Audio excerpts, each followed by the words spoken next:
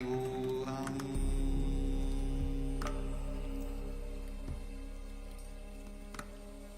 Om Nithyananda Paramashivoham.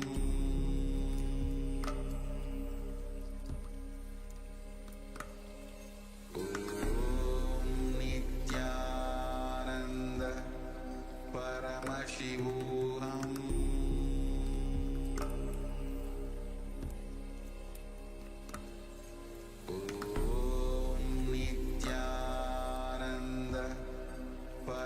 Paramashivoham.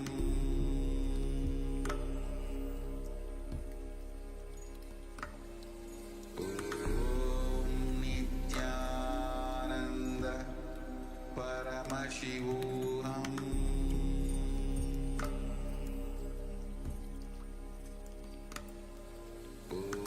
Om Nithyananda Paramashivoham.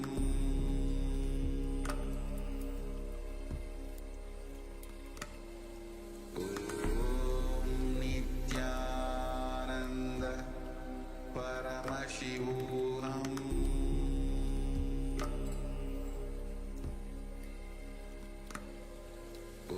Om Nithyananda Paramashivoham.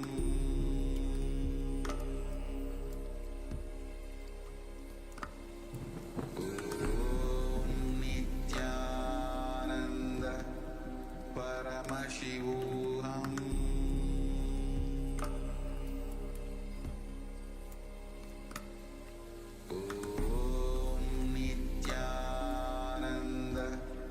Paramashivoham.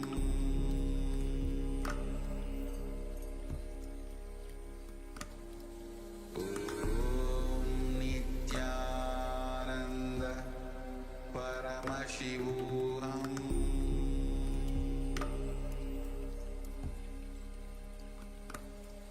Om Nithyananda Paramashivoham.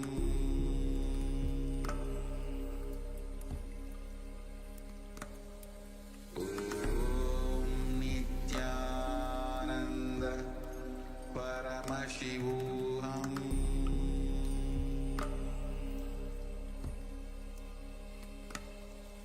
Om Nithyananda Paramashivoham.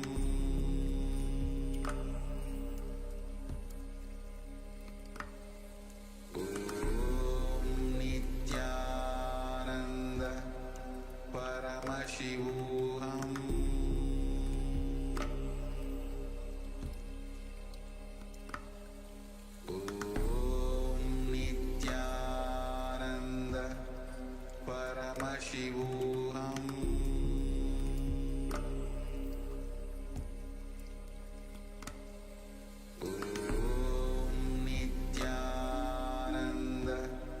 Paramashivoham.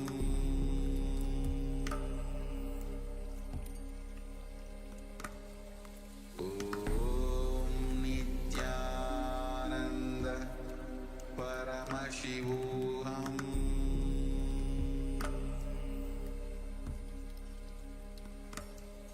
Om Nithyananda Paramashivoham.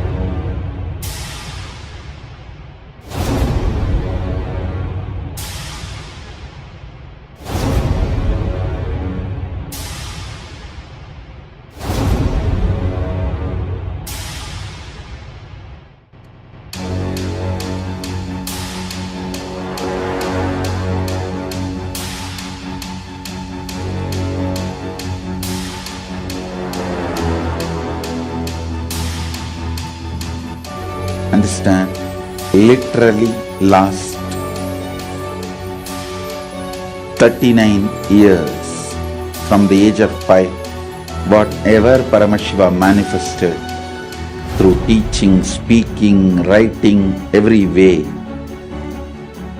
condensing the whole thing and presenting it to you all as experientially in these 21 days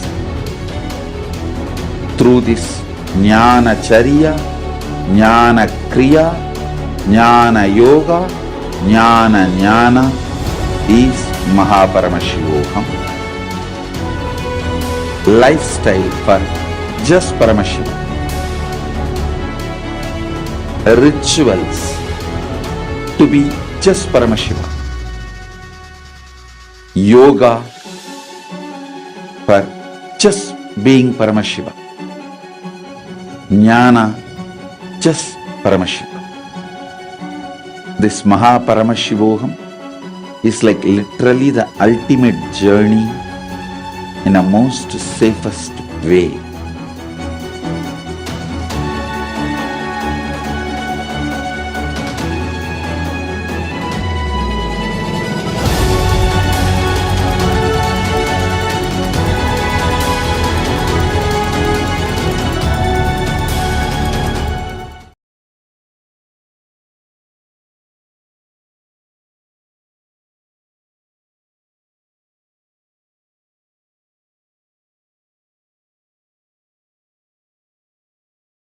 A more intelligently connected world leads to a brighter future.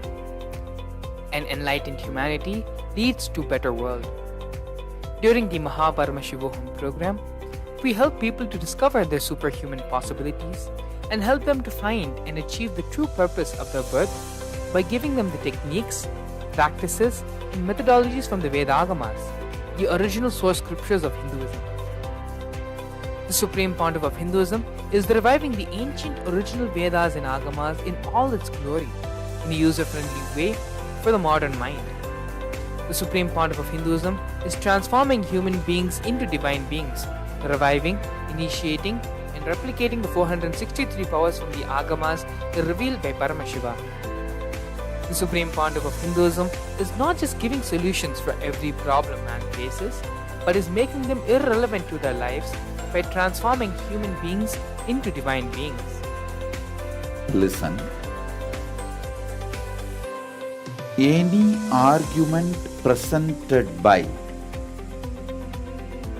your mind, body, your present reality to establish you are not Paramashiva. You are not omniscient, omnipotent, omnipresent. Anything presented to prove you are not Paramashiva is illegitimate. Decide this. This is super determinism. Understand? Anything you declare as illegitimate will lose power over you, will die in few days, few minutes, maybe in few weeks, whatever few days it takes. It will not have power over you. Understand, this is the method for sudden enlightenment. This is the method for sudden enlightenment. It happens by the Shaktipada. Here Paramashiva is sitting to tell you all, you are Paramashiva, you are me, with Shaktipada and Shaktinipada. The Dvitiya Vijnasa Krama is an extensive and thorough yoga sequence to prepare your body to receive the experience being given by the Supreme Pontiff of Hinduism. Through the yoga, which is aligned as per the source scriptures laid down by Paramashiva and the Agamas, you break all the impossibility in your body and in turn break the very cognition of impossibility. In the program, leads you to go beyond your human frame and limiting human ideas, which prevents you from living your highest possibility. I will reach you wherever you are, whichever corner of the world you may be. I will reach you with enlightenment. Again I tell you, I am not here to prove I am God, I am here to prove you are God. Don't wait to become divine. Register now at paramashivoham.org.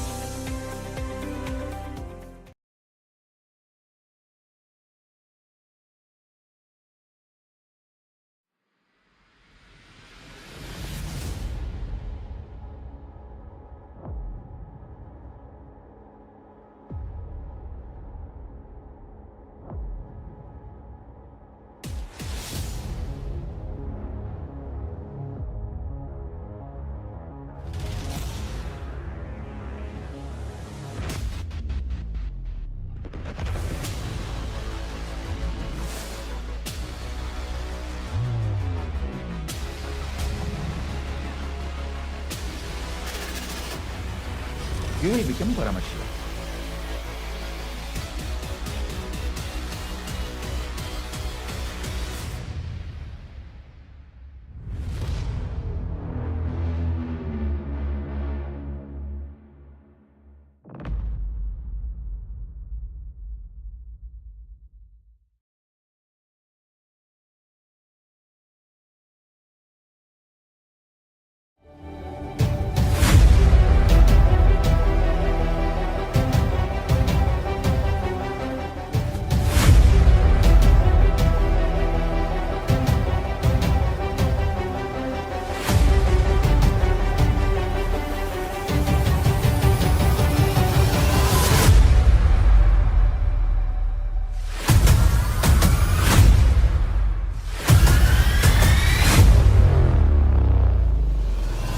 Whatever I shared till now, condensing the whole thing and reviving it as experience, starting from completion, unclutching,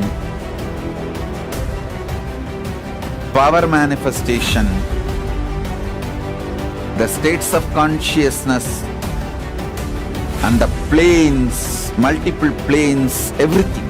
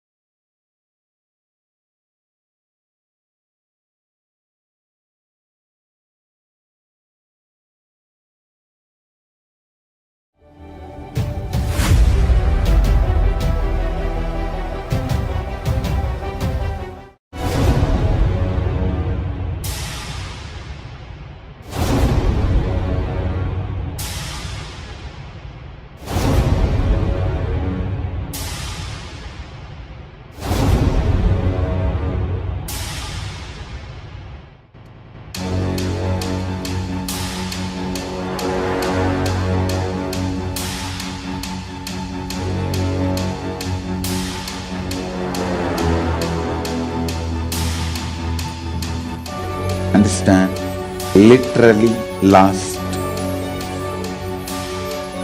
39 years from the age of 5, whatever Paramashiva manifested through teaching, speaking, writing, every way, condensing the whole thing and presenting it to you all as experientially in these 21 days through this Jnana Charya, Jnana Kriya, Jnana Yoga, Jnana is Paramashivoham. Lifestyle for just Paramashiva. Rituals to be just Paramashiva. Yoga for just being Paramashiva. Jnana just Paramashiva. This Paramashivoham is like literally the ultimate journey in a most safest way.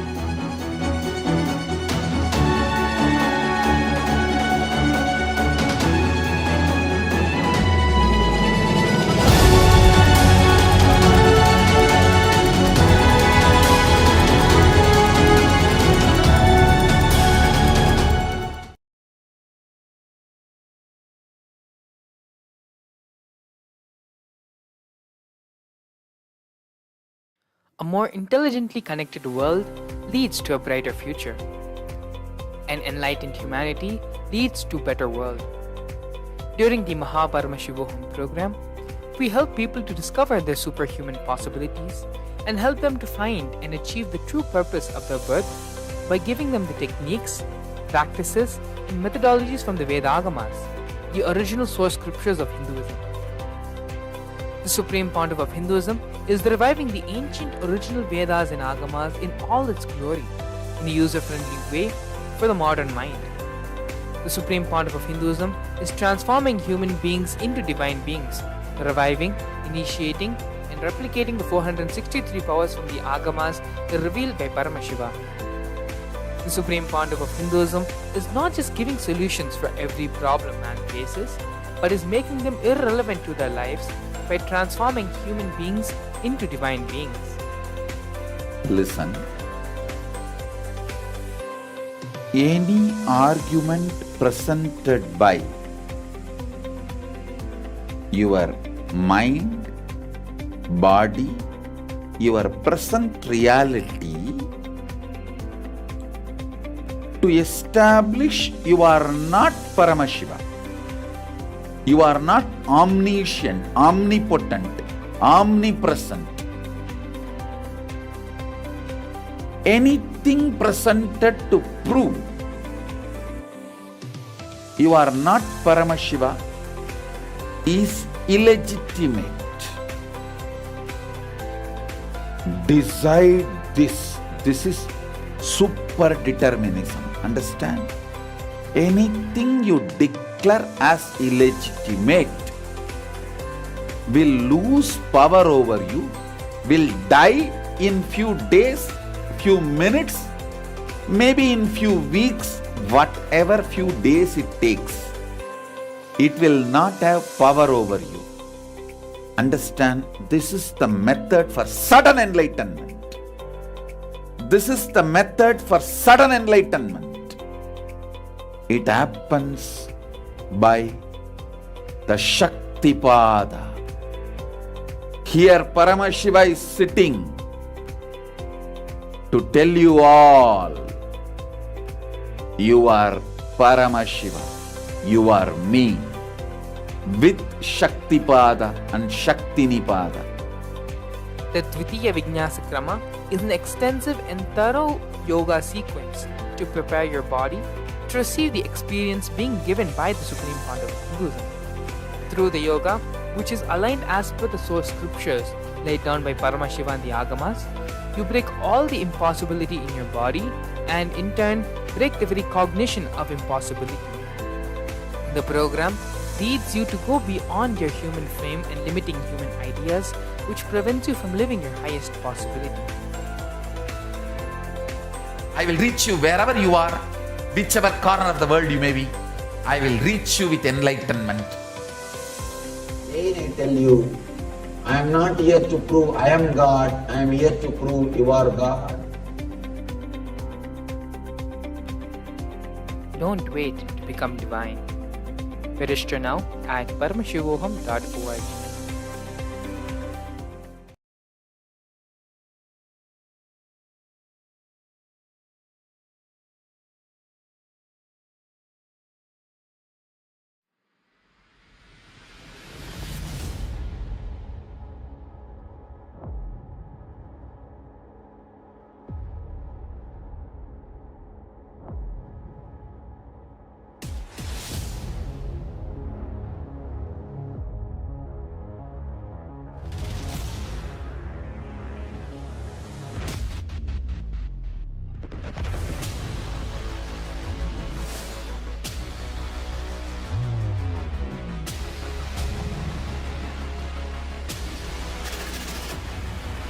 You will become Paramashiva.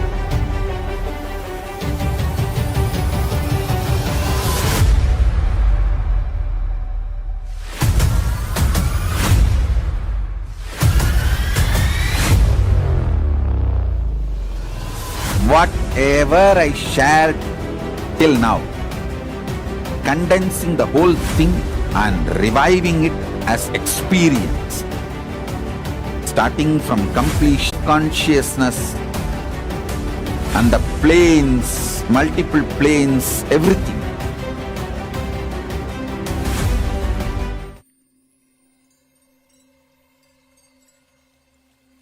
I welcome you all with my love and response.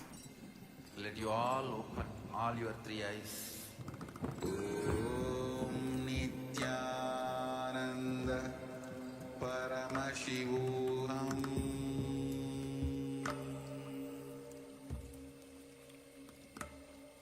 Om Nithyananda Paramashivoham.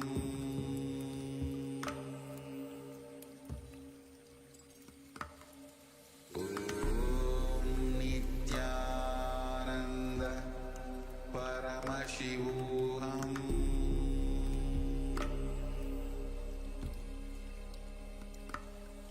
Om Nithyananda Paramashivoham.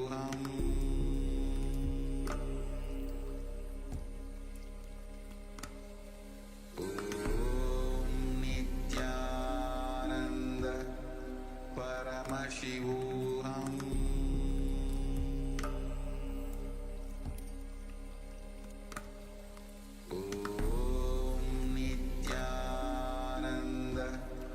Paramashivoham.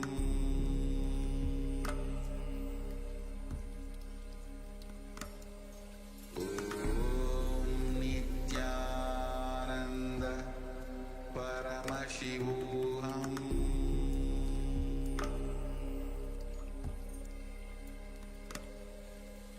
Om Nithyananda Paramashivoham.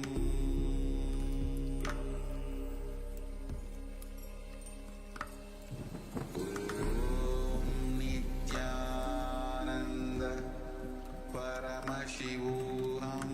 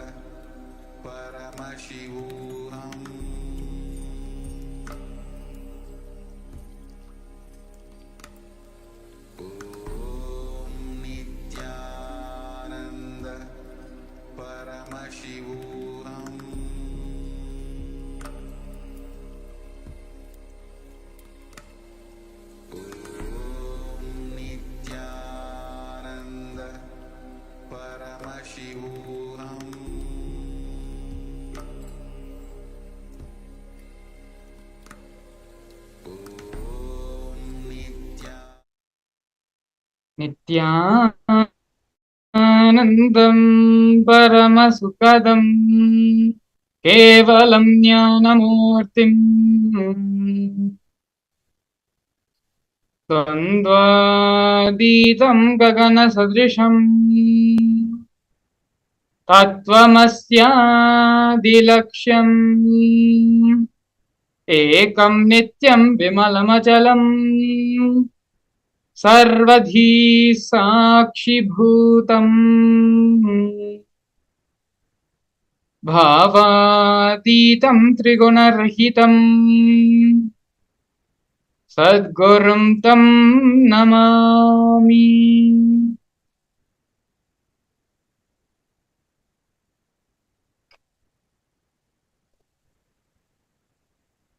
Yes, Nithyanam everyone, we welcome you all for today's another magnificent Bhava Darshan with the Supreme Pontiff of Hinduism, Bhagavan Sri Nithyananda Paramashivam.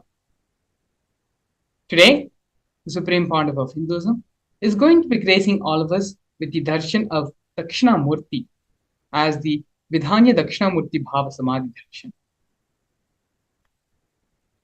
Before we directly enter into the program, we are first going to be looking at the introduction and learning about who is the Supreme Pontiff of Hinduism.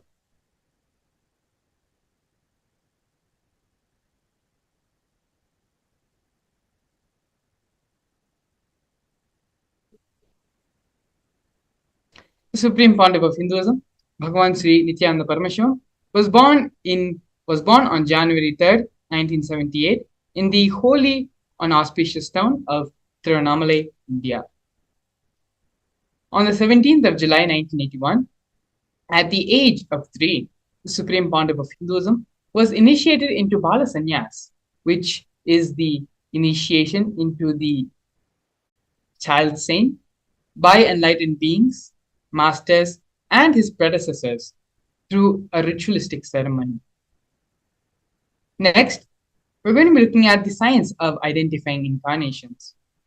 The Supreme Pontiff of Hinduism was identified as an incarnation by enlightened beings and masters such as Yogi Raj Yogananda Puri, Vidwan Panduranganath, and the 230th Guru Mahasannidhanam of the Tondai Mandala Adinam of Kanchimur.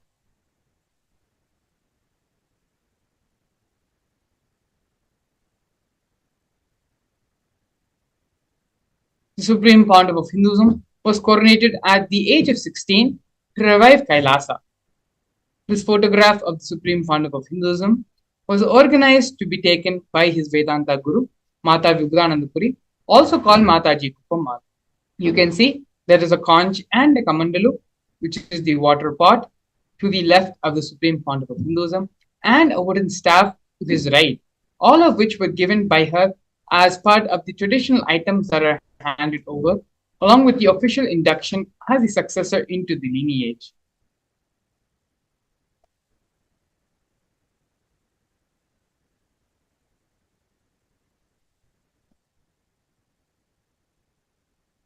Here we can see the early days of the Nityananda Sangha, of the revival of KAILASA.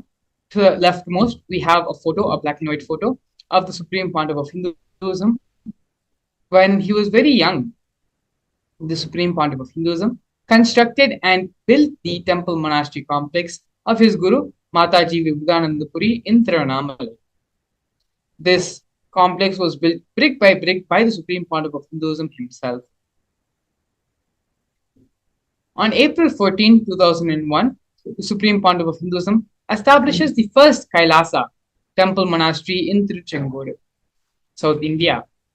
You can see the Supreme Pontiff of Hinduism's own handwriting annotation on the photograph, where the Supreme Pontiff of Hinduism has noted the auspicious occasion on this day. Next, in the year 2002, 1 year later, on November 4th, at the age of 24, the Supreme Pontiff of Hinduism establishes the headquarters, Adi Kailasa Sarvagnapeetham, in South India. By the age of 26, in the year 2004, the Supreme Pontiff of Hinduism conducts mass living enlightenment initiation conventions, taking people through powerful cleansing processes of our seven energy centers. These mass living enlightenment initiation conventions happened all across the globe in various parts of the world. In the year 2005, at the age of 27, the Supreme Pontiff of Hinduism was welcomed with the proclamation message by the Mayor of St. Louis, Francis G. Slade.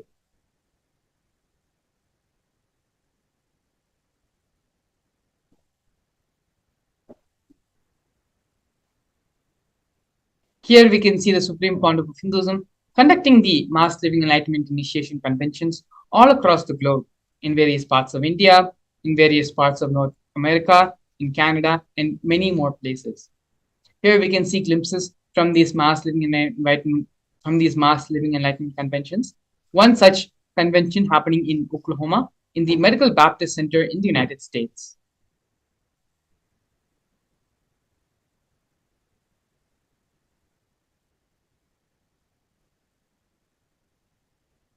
In the years 2015 and 16, the Supreme Pontiff of Hinduism initiated thousands into the Mass Living Enlightenment during the Kumbh Mela festival, both in Nasik in 2015 and in the Ujjain Kumbh Mela in 2016.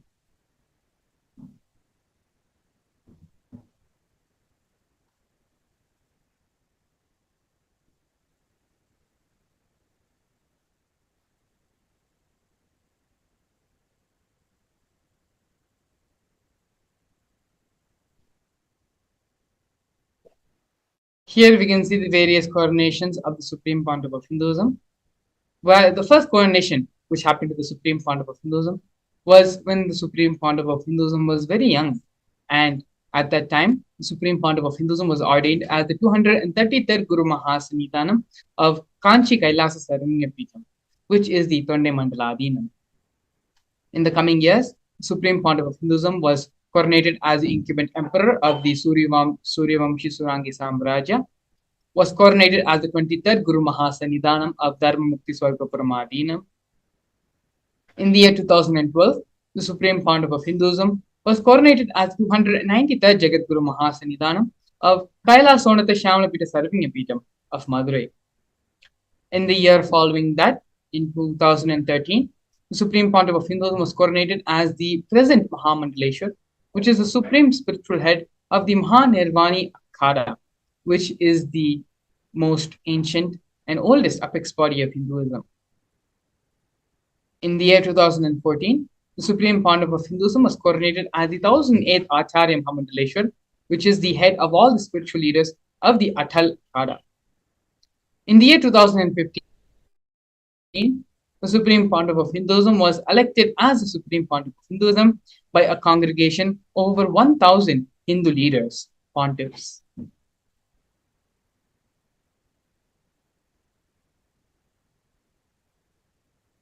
Here, we can see and learn about the Kailasa nation. The sovereign state of Sri Kailasa is a macrocosmic, ancient, enlightened Hindu civilizational nation, whose vision is living enlightenment for all of humanity. Kailasa's mission is to revive, share with today's world the practical applications of the greater science of authentic Hinduism, including Hindu cosmic physics, Hindu alchemy, Hindu cosmology, Hindu biology, Hindu mathematics, the power manifestation science, and other sciences as revived by the Supreme Pontiff of Hinduism. These sciences were once practiced freely in over 56 nations across the continent, but are now facing extinction due to the persecution over a millennium.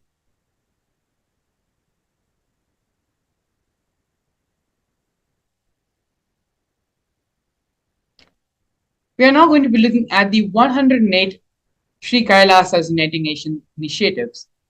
Sri Kailasa Uniting Nation initiatives are 108 different initiatives supporting a variety of humanitarian services, collectively allowing for the creation of an enlightened, peaceful, sustainable, equitable, resilient, and thriving world. One of the projects which we're going to be looking at by Sri Kailasa Uniting Nations is the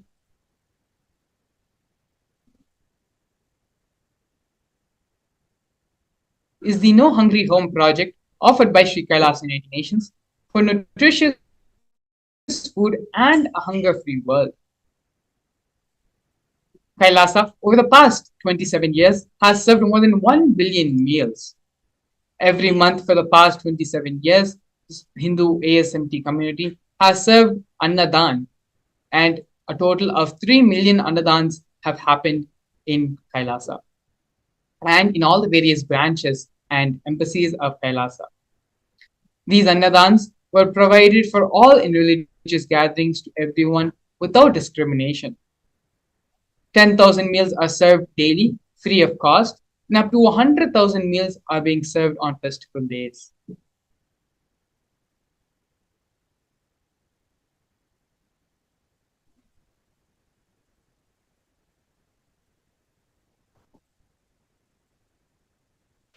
Here we can see Kailasa's protective and preventive COVID care centers offered by Sri Kailasa United Nations for affordable and holistic healthcare.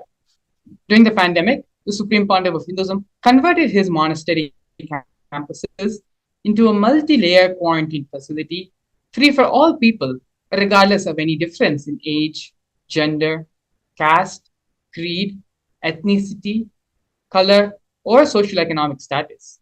Food, shelter, internet, and all the basic facilities, including free medical services, were provided for an indefinite amount of time. More than 30 million citizens followed Kailasa's 28-day spiritual regimen in the year 2020.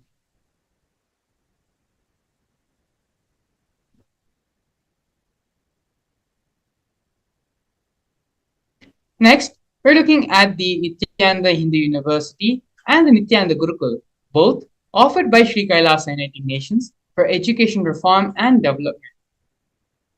The Nithyananda Hindu University is established by the Supreme Pontiff of Hinduism and is the world's largest Hindu university.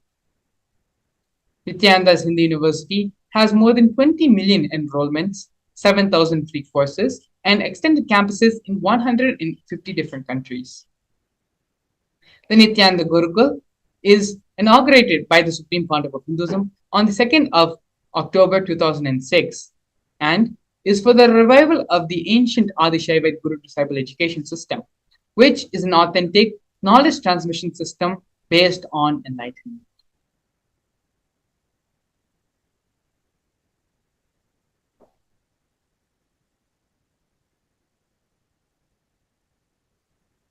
Here, we're looking at the Nithyananda Nyanalaya project and the Hinduismpedia offered by Sri Kailasa United Nations for the protection of Hindu scriptures.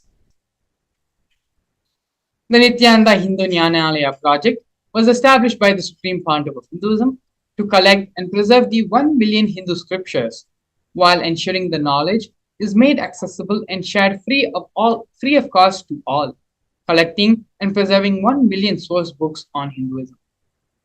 The Supreme Pontiff of Hinduism himself has authored 10,000 books in 3 different languages and translated into 50 other different languages, has published more than 10,000 articles, and has given more than 10,000 hours of free discourses with over 1 billion combined views.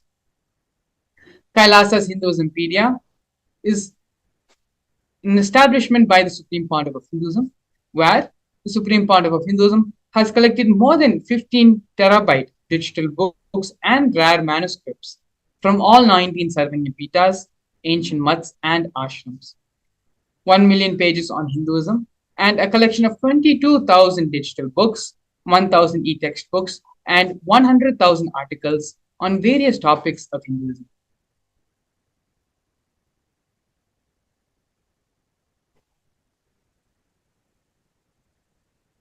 Here we're looking at the Confluences for World Peace offered by Sri Kailasa United Nations for global peace and religious harmony. In the year 2009, the Supreme Pontiff of Hinduism organized a month-long peace walk covering 1,000 kilometers and 1,000 villages to bring together in harmony from all walks of life to promote feeling connection and oneness among people. During the walk, health camps were conducted in villages along its path.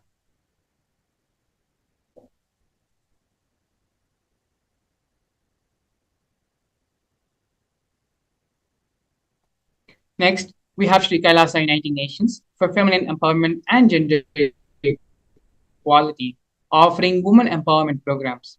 The first is the Kailasa Yogini Saranyapeetham, which is the establishment of yoga and meditation universities to empower their quality of life and emphasis on life solutions through Vedas and through the Agamas, empowering the indigenous rural women, fighting against wrongful gender stereotyping, gender based violence, and lack of inclusive and quality learning environments.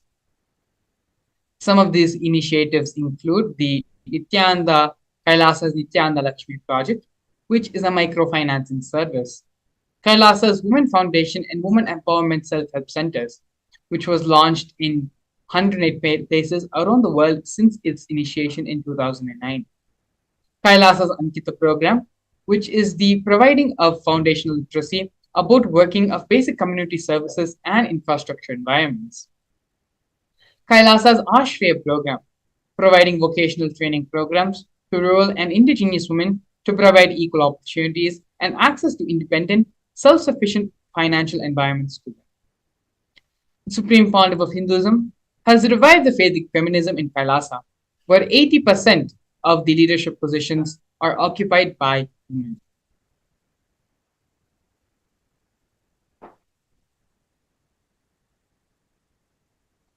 Next, we are looking at the offerings made by Sri Kailasa Uniting Nations for Yoga in the form of the Nityananda Yoga.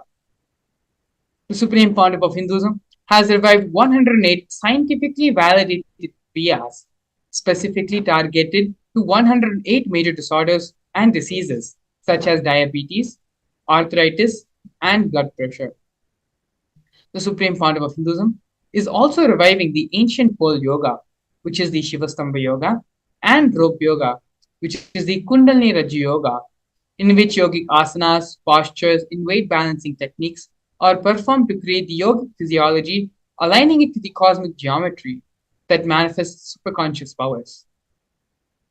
Not only that, but the Supreme Pontiff of Hinduism has also been awarded 2 Guinness World Records for the largest rope yoga class and the largest Shivastambha class, with bringing worldwide attention to these extraordinary forms of yoga. These Guinness World Records were established on the 30th of September and 3rd of October, respectively.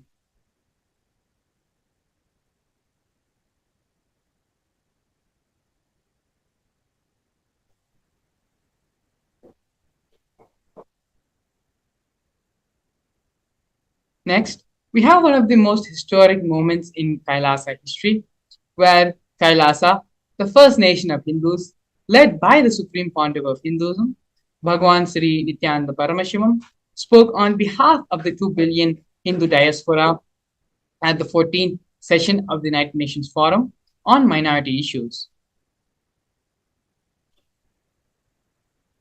A significant milestone in the history of Hindus and the sovereign state of Sri Kailasa happened on the 2nd of December 2021. His Excellency Sri Nitya Moksha Priyananda, Ambassador Extraordinary and Plenipotentiary of Kailasa, represented the persecution of Hindus at the 14th session of the United Nations Forum on Minority Issues. The theme of the forum was conflict prevention and protection of human rights of minorities. This was the first time the plight of persecuted Hindu minorities was represented in the United Nations. The systematic and degenerational attacks on Hindu indigenous traditions were highlighted as a part of this meeting.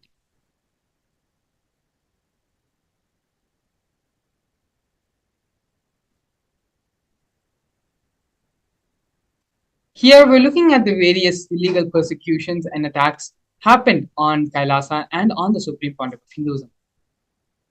Over 70 assassination attempts and physical attacks have happened on the Supreme Pontiff of Hinduism in India and abroad. 40 attacks on community members, destruction of temple monasteries and properties, over 60 incidents of attacks of molestation and rape of women and women monks, intense lawfare through the 100 different false cases, legal cases being falsely accused and put on the Supreme Pontiff of Hinduism, intersectional persecution using the entire government mechanism, politically owned media, police, and judiciary controlled by politicians, inciting mob violence via the social media. These are not just one or two, but many, many ways through which the illegal attacks are happening on the supreme pontiff of Hinduism by anti-spiritual elements and anti-Hindu elements. Despite all this, all the attack, all the illegal persecution going on being happening on the supreme pontiff of Hinduism, the supreme pontiff of Hinduism having the resolution and in his unwavering devotion and commitment to his gurus and to the revival of the Kailasa nation, the only nation for Hindus, the Supreme Pontiff of Hinduism, has now successfully established Kailasa nation. We are now going to be looking at, in the next segment, a very powerful and important part of the Supreme Pontiff of Hinduism's contributions to humanity, and that is the science of power manifestation. We're going to be looking at what exactly is power manifestation, the Shastra Pramana, scriptural reference for power manifestation, as well as a live demonstration of the various powers given by Paramashiva in the Agamas with the grace and blessings of the Supreme Pontiff of Hinduism. We will be back after a short break, in which we're going to be exploring and learning about the power manifestation science. A more intelligently connected world leads to a brighter future. An enlightened humanity leads to a better world. During the Paramashivoham program, we help people to discover their superhuman possibilities and help them to find and achieve the true purpose of their birth by giving them the techniques, practices, and methodologies from the Vedagamas, the original source scriptures of Hinduism. The Supreme Pontiff of Hinduism is reviving the ancient original Vedas and Agamas in all its glory, in a user-friendly way for the modern mind. The Supreme Pontiff of Hinduism is transforming human beings into divine beings, reviving, initiating, and replicating the 463 powers from the Agamas revealed by Paramashiva. The Supreme Pontiff of Hinduism is not just giving solutions for every problem man faces, but is making them irrelevant to their lives by transforming human beings into divine beings. Listen. Any argument presented by your mind, body, your present reality to establish you are not Paramashiva.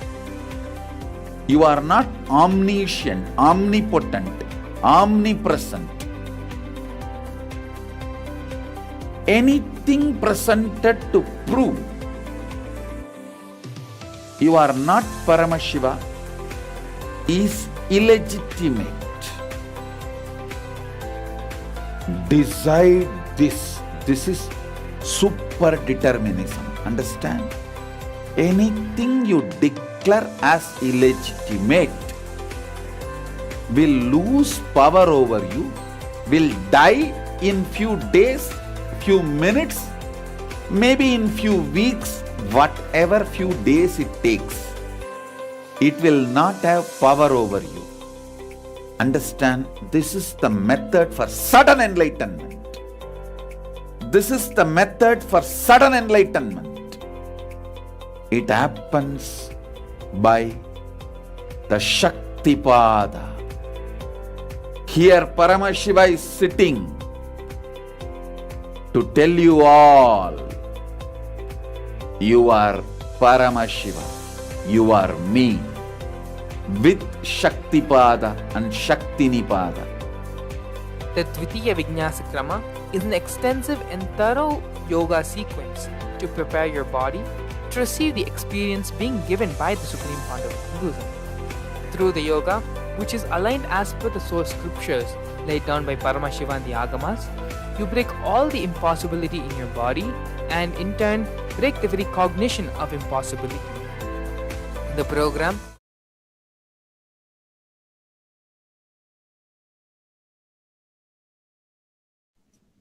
Nithyanandam, We welcome all the viewers watching us live on our social media platforms, on the official Supreme Founder of Hinduism, Nithyananda Paramashivam YouTube channel, and the official Facebook page, to this powerful and beautiful session on manifesting powers. In this session, we're going to be understanding and learning various aspects of power manifestation, like how is it helpful and how is it beneficial to our lives? What is the difference between the other people who manifest Shaktis, who manifest Siddhis, and the initiated disciples who manifest Shaktis?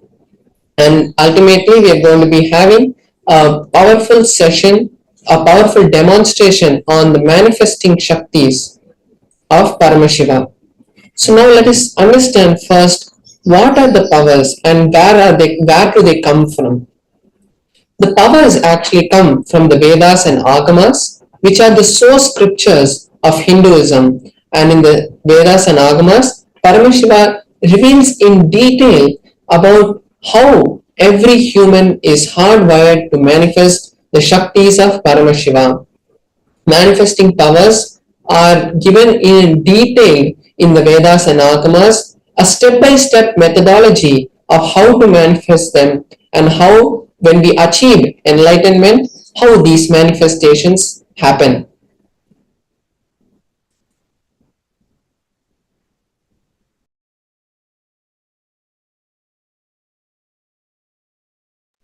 Now we'll be seeing the difference between the Shaktis and Siddhis. The Shaktis are powers that manifest from the space of enlightenment. Means when you reach that space where you are Paramashiva, it manifests from that space. But Siddhis, on the other hand, manifest on the when you do tapas, and when you do tapas, you accumulate good karma and you accumulate punya, which protects you, but which manifests through you as Siddhis. Because when you hold that space for the cosmos, you get these, but these will distract you. It's like when the churning happens, or first the water all comes out, and finally the milk comes out. And the Siddhis are like the water which comes first when we do the churning to get the butter, and at the end the Shaktis are the real butter which we want. And then the other difference is the Shaktis manifest after initiation of the Guru, and Siddhis happen only when you do tapas, and it's not for anyone. Everyone and anyone don't manifest the Siddhis, but any ordinary human can manifest the Shaktis after the direct initiation from a living enlightened master or the incarnation. And then the other difference is Shaktis are permanent and Siddhis are not permanent, and they distract you from the path of enlightenment.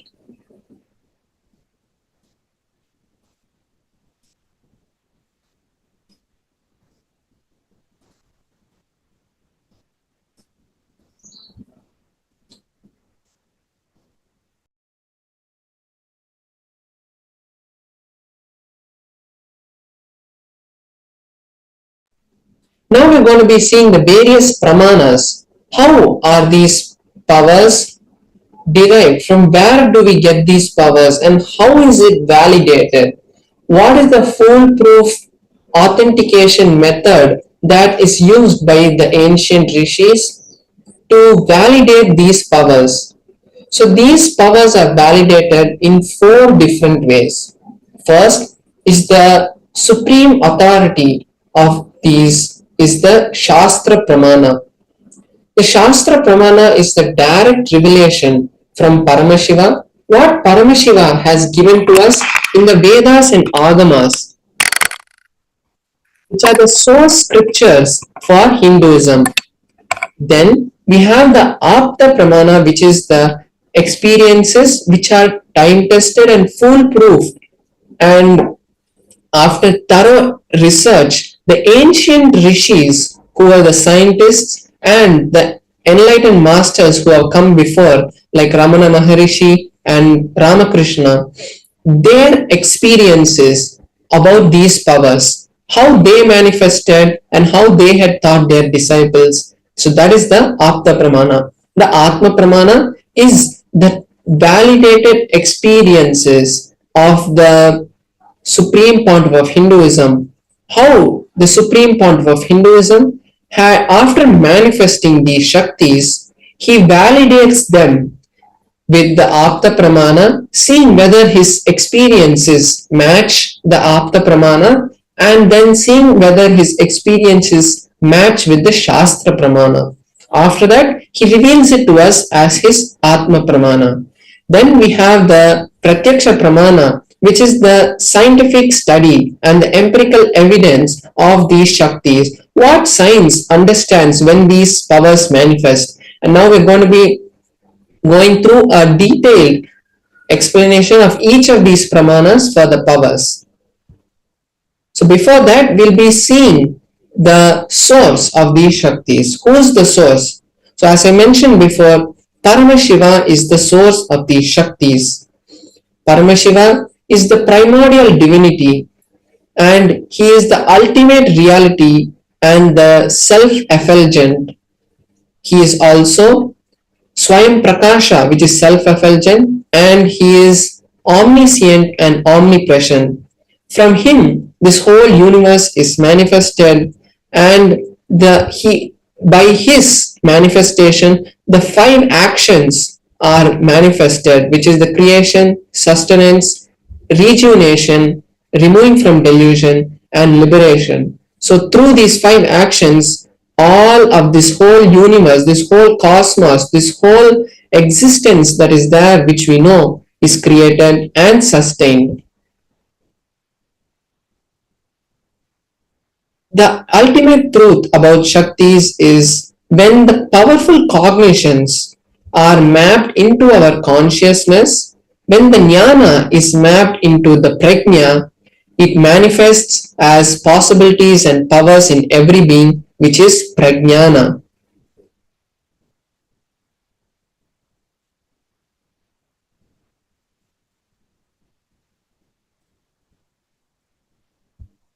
Now we are going to be seeing a detailed explanation for each of these pramanas that we saw: the Shastra Pramana, Apta Pramana, Atma Pramana, and the Pratyaksha Pramana.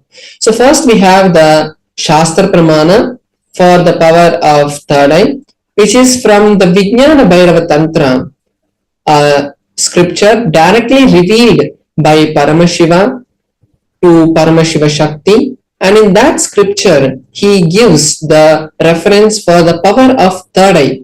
And third eye is not just the blindfold reading, but it is the extraordinary intra-organ which is given to all of us by Paramashiva. So the Shastra Pramana is from the Vijnana Bhairava Tantra, Sutra 34. Kapalantarmanonyasa tishtanmilitalochanaha kramena manaso dhadyat lakshayed lakshyamuttamam. The translation for this verse is: by fixing the mind on the inner space within the crown center and sitting stably without any movement and having the eyes closed in succession, by that stability of the mind, the inner space, through the power of the third eye, one directly sees the ultimate lakshyam by having the vision beyond the sight that reveals any object or place, attaining the space of oneness with Paramashiva. So we can see here how Paramashiva has given the detailed understanding of how these powers manifest. And it is by the space of ultimate oneness with Paramashiva. Now we are seeing the Apta Pramana for this power, which is from the Bhagavad Gita. The Bhagavad Gita is in the historical epic called the Mahabharata, and in the Mahabharata there is a dialogue between Arjuna and Krishna, where Bhagavan Krishna is the direct incarnation of Parandama and Arjuna is the disciple is the friend of Krishna, and before going to the war, Arjuna has some delusion which blocks him from performing the instructions of Bhagavan Krishna, and at that time the ultimate scripture of the Bhagavad Gita is revealed to humanity. So in that, the 11th chapter, Arjuna has the desire to see the divine vision, the divine darshan.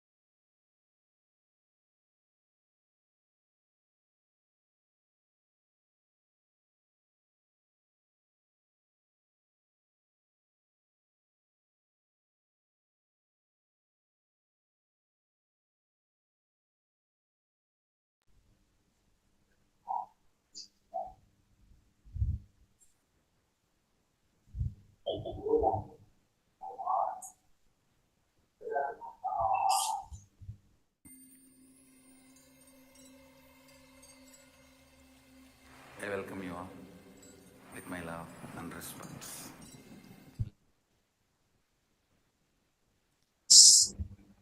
Sorry for the technical glitch. Yes. So we were seeing from where the Bhagavad Gita was revealed and how the Bhagavad Gita was revealed and how Arjuna had asked Krishna that Arjuna wanted to see the cosmic form, the Vishwarupa Darshana of Krishna. So Arjuna asked Krishna, and Krishna says to Arjuna, "You cannot see my cosmic form with these physical eyes of yours. Therefore, I grant you the divine vision of the third eye. Behold my cosmic opulence." So this is the 8th verse of the 11th chapter, and the after that what happens is Arjuna sees is Arjuna's third eye is awakened, and Arjuna is able to see the Vishwarupa Darshana of Bhagavan Sri Krishna. And then in the whole 11th chapter, Arjuna narrates that beautiful darshan that he has. Next, we'll be seeing the Atma Pramana of the Supreme Pontiff of Hinduism, how he experienced this power.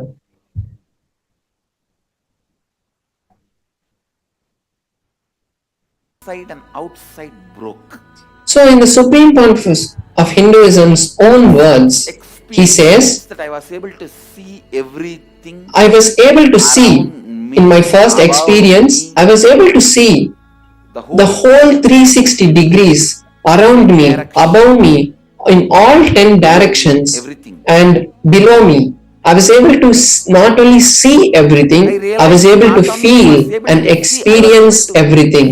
So as we saw in the Shastra Pramana, the verse says that once the mind and body is in stable oneness with Paramashiva, you will be able to see beyond the sight and have the divine vision of the ultimate goal, Lakshyam, and you will have the extraordinary oneness and Advaita with Paramashiva. So we can see this in this experience of the Supreme Pontiff of Hinduism. Next, we'll be seeing the empirical evidence, which is the scientific study on the Supreme Pontiff of Hinduism. Bush, shrubs, trees, everything. So here we can see the scientific research that has been conducted on the Supreme Pontiff of Hinduism, and in that study they had used the technique of positron emission topography, which is a way the scientists use specific equipment that is kept on the head of a person and measures the brain waves of anyone. So we can see how in this picture the Supreme Pontiff of Hinduism itself is going through the research And when they had done the measurements, they found high activity in the part of the brain which hosts the third eye, where the third eye is. So in the frontal lobe of the Supreme Pontiff of Hinduism, they were able to see high amount of activity being released, and 90% of the energy was from that place, and the whole rest of the brain was silent and had become dark. So this is the findings that they could find from the Supreme Pontiff of Hinduism's own brain when they had done the scan. Now we'll be seeing one of the powers that manifests from the power of the third eye, which is the power of consciousness over matter. And consciousness over matter is also from the Vijnana Bhairava Tantra. We'll be seeing the Shastra Pramana now, and then we'll be moving on to the live demonstration of this power.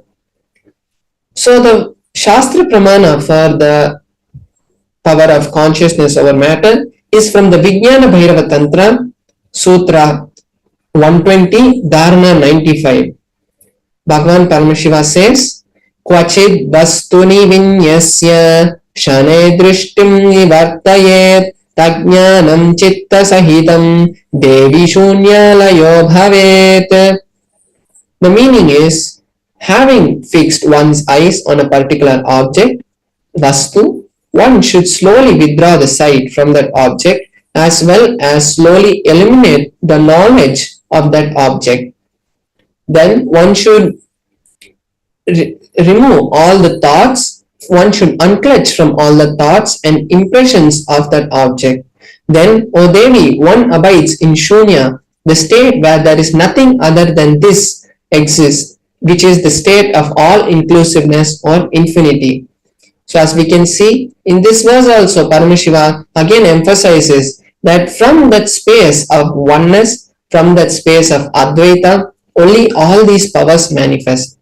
So now we'll be having a live demonstration of this power, where I will be manifesting this power to all of you. So how we are going to be manifesting is, I'm going to be having my Atma Linga, which is a crystalline linga, which is energized directly by the Supreme Pontiff of Hinduism, and where he installs the direct energy of Paramashiva. It is a living form of Paramashiva that is given to all of us.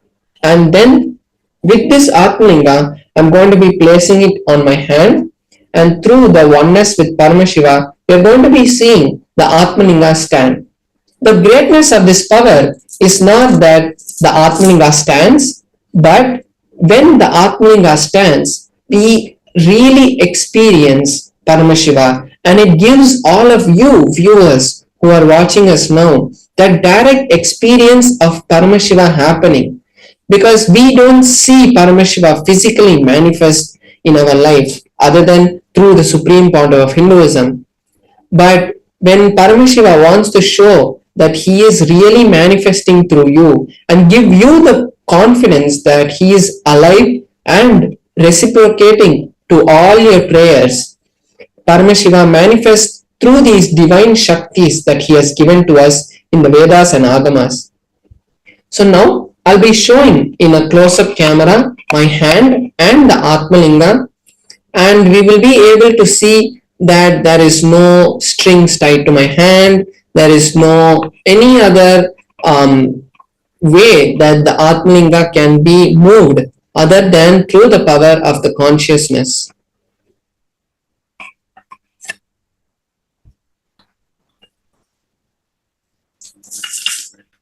So here we can see my hand and the Atmalinga. And the Atmalinga, as I said, mentioned before, it is made of a crystalline material, and the Atmalinga cannot be moved by a magnet. And we can see that my hand also, there is no kind of glue, there is no kind of strings tied. And when I'm going to be doing the manifestation, I'm also going to be having this tissue paper. So you can see that it's just a plain tissue paper. There's no strings or anything in it.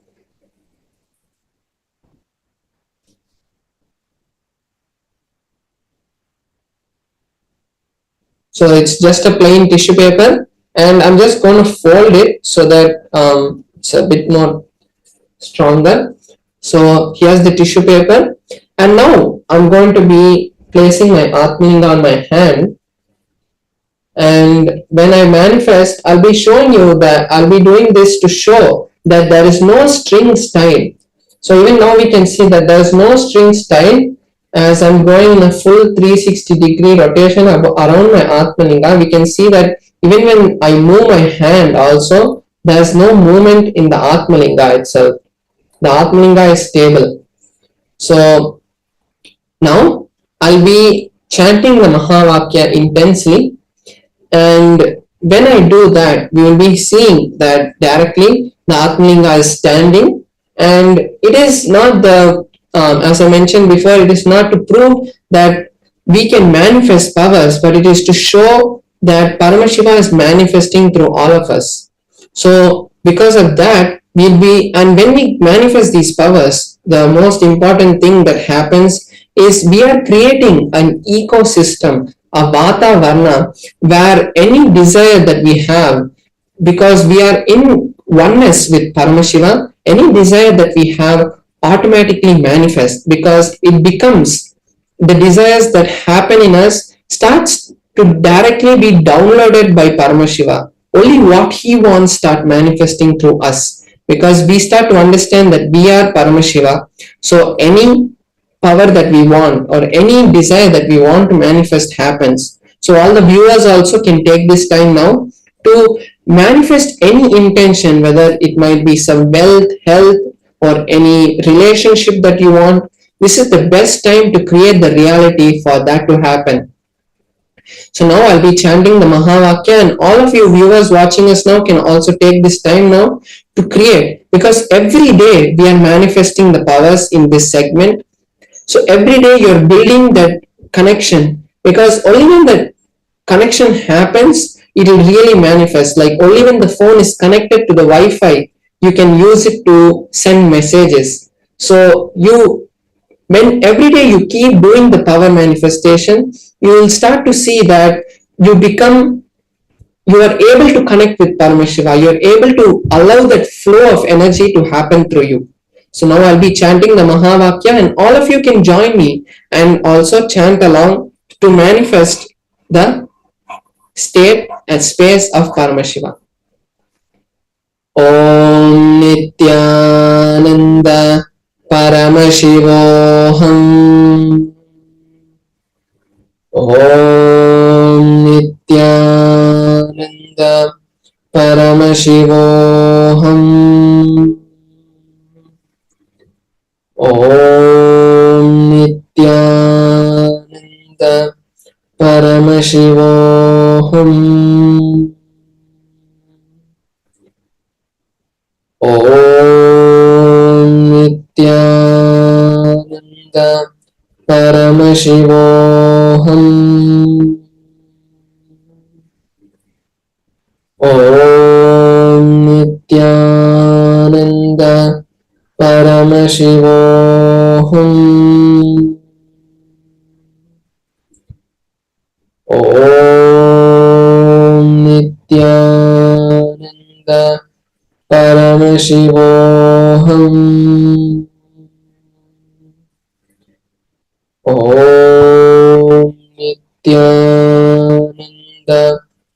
Paramashivoham. Om Nithyananda Paramashivoham. Om Nithyananda Paramashivoham.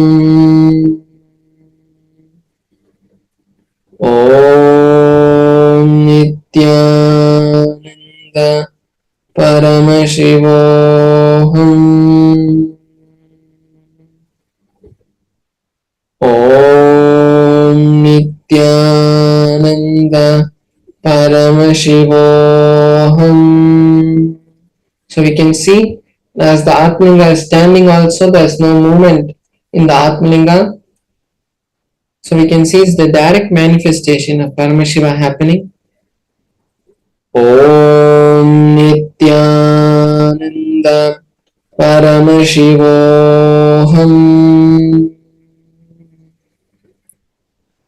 Om Nithyananda Paramashivoham.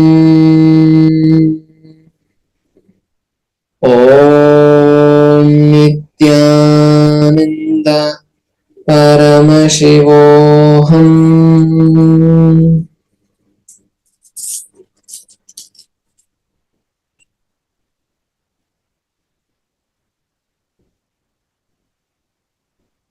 So we saw the beautiful manifestation of the Atmalinga moving, and this is the best opportunity for all of us to create any reality that we want.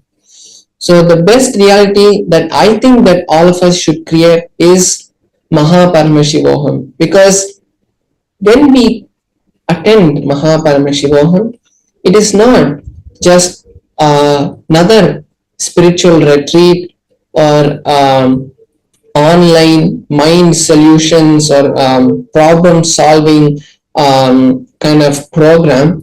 It is a direct program where the Supreme Pontiff of Hinduism, who is the Nijavatara of Paramashiva, and who has scientifically proven that these programs can create any reality in your life, is going to be conducting the Paramashivoham sessions. And when we sit in those sessions, what you think about wealth, health, powers, money, anything that you think, there'll be a change, because you will get the real understandings, real cognitions about these powers. And when you get that, you will be easily able to create anything in your life, because you're getting the password to the cosmos and you're getting the direct connection to Paramashiva. And when Paramashiva ordains, anything that you want will happen. So now will be, you can all take some time now to create that intention first. Maybe you don't have this cognition or understanding right now that your reality is being blessed by Paramashiva, because when he wants you to attend the program, when he wants you, it is only by his will that you can do anything. It is not being bound by Paramashiva, but it is the way that Paramashiva has given human beings the enough of freedom as they get responsible. So with responsibility, automatically freedom happens. So when we really understand that we are Paramashiva, that is the freedom and that is the responsibility that we are taking. So Paramashivoham is the best opportunity for all of us to create any reality and really manifest Paramashiva through us. So now we'll be moving on to the next segment, where we'll be learning some really powerful cognitions and understandings about our life. How using those powerful cognitions we can change a lot of problems that we are facing today and create the new future that we want. So we'll be right back with you after a short break. Thank you, Nithyanandam. A more intelligently connected world leads to a brighter future. An enlightened humanity leads to a better world. During the Paramashivoham program, we help people to discover their superhuman possibilities and help them to find and achieve the true purpose of their birth by giving them the techniques, practices, and methodologies from the Vedagamas, the original source scriptures of Hinduism. The Supreme Pontiff of Hinduism is reviving the ancient original Vedas and Agamas in all its glory, in a user-friendly way for the modern mind. The Supreme Pontiff of Hinduism is transforming human beings into divine beings, reviving, initiating, and replicating the 463 powers from the Agamas revealed by Paramashiva. The Supreme Pontiff of Hinduism is not just giving solutions for every problem man faces, but is making them irrelevant to their lives by transforming human beings into divine beings. Listen. Any argument presented by your mind, body, your present reality to establish you are not Paramashiva, You are not omniscient, omnipotent, omnipresent. Anything presented to prove you are not Paramashiva is illegitimate. Decide this. This is super determinism. Understand? Anything you declare as illegitimate will lose power over you, will die in few days, few minutes, maybe in few weeks, whatever few days it takes. It will not have power over you. Understand, this is the method for sudden enlightenment. This is the method for sudden enlightenment. It happens by the Shaktipada. Here Paramashiva is sitting to tell you all, you are Paramashiva, you are me, with Shaktipada and Shaktinipada. The Dvitiya Vijnasa Krama is an extensive and thorough yoga sequence to prepare your body to receive the experience being given by the Supreme Founder of Hinduism. Through the yoga, which is aligned as per the source scriptures laid down by Paramashiva and the Agamas, you break all the impossibility in your body and in turn break the very cognition of impossibility. The program leads you to go beyond your human frame and limiting human ideas, which prevents you from living your highest possibility. I will reach you wherever you are, whichever corner of the world you may be. I will reach you with enlightenment. Again I tell you, I am not here to prove I am God, I am here to prove you are God. Don't wait to become divine. Register now at paramashivoham.org.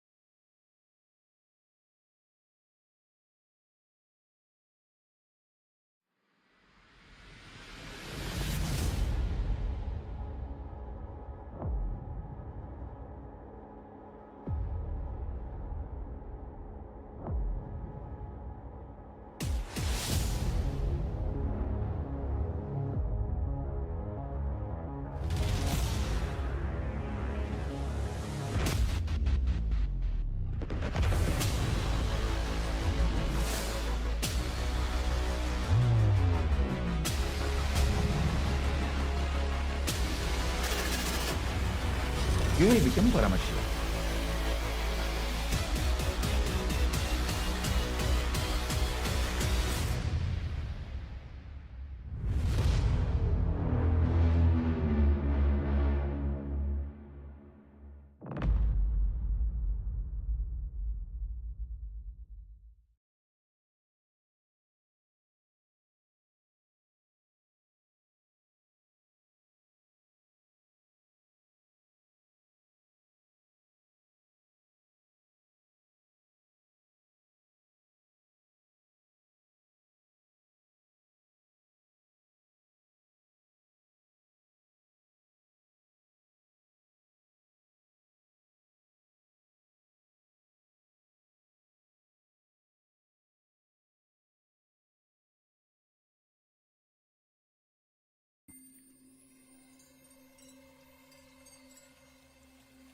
I welcome you all with my love and respect.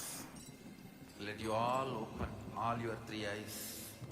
Om Nithyananda Paramashivoham.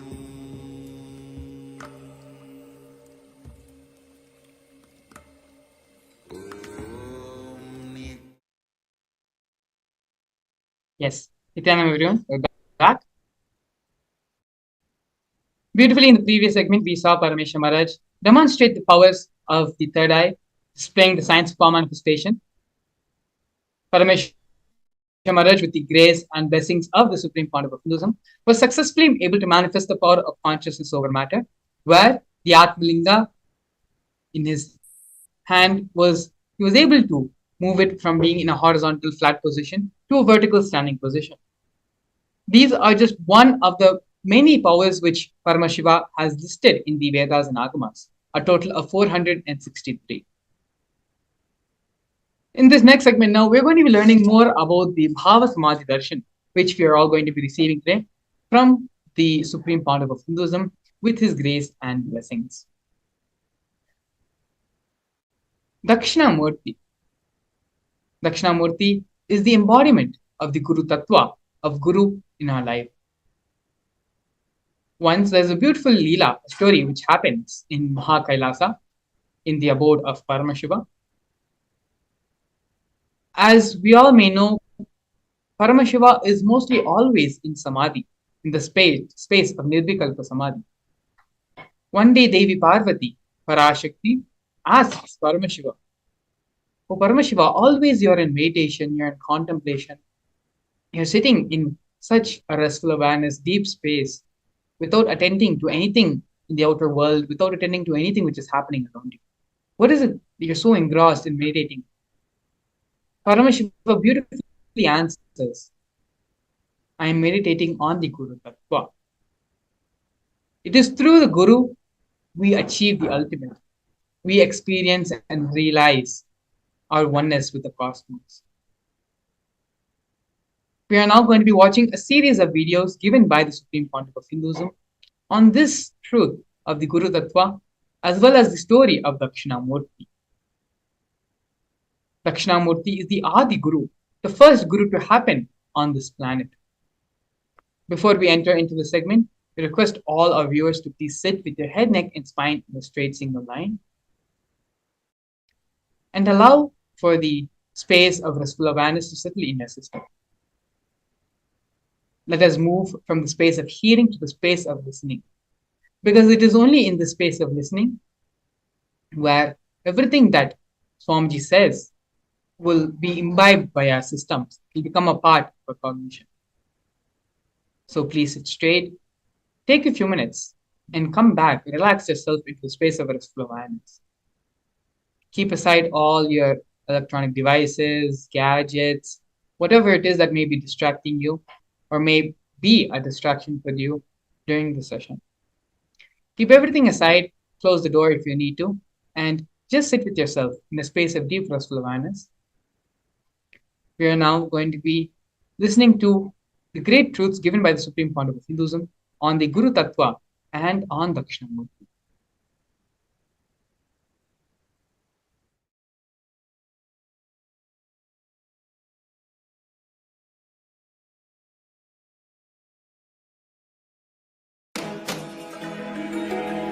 When we say Dakshinamurthy teaches in silence, it is not that he never utters a word, but just by a word, he will transmit petabytes of information.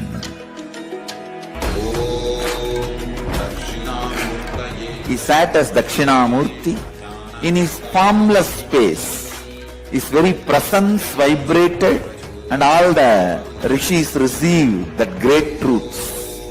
Dakshinamurtaye ca vidmahe jnanahastaya dhimahi tanno dhisha prachodayat. Om Dakshinamurtaye ca vidmahe jnanahastaya dhimahi tanno dhisha prachodayat. Om Dakshinamurtaye ca vidmahe jnanahastaya dhimahi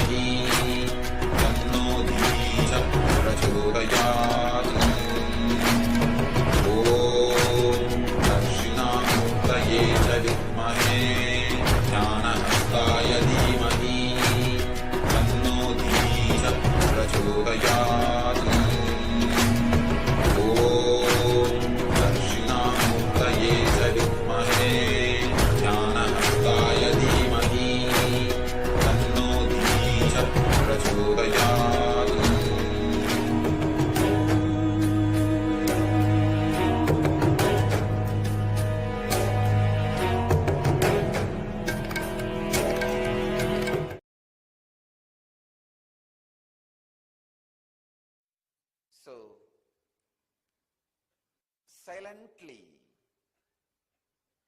Shiva lands in the Tarugavana as a handsome young man.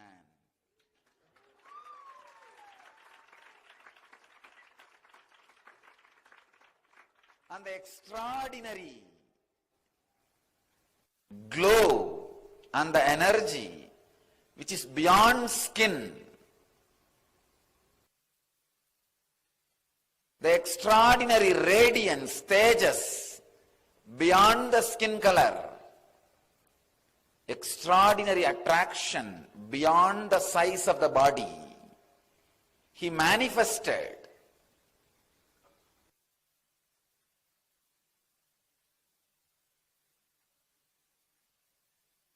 as this young man filled the whole Tarugavana.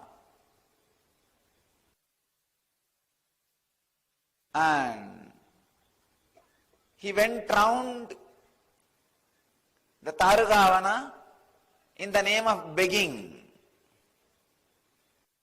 to collect food. His Parivrajaka Yatra.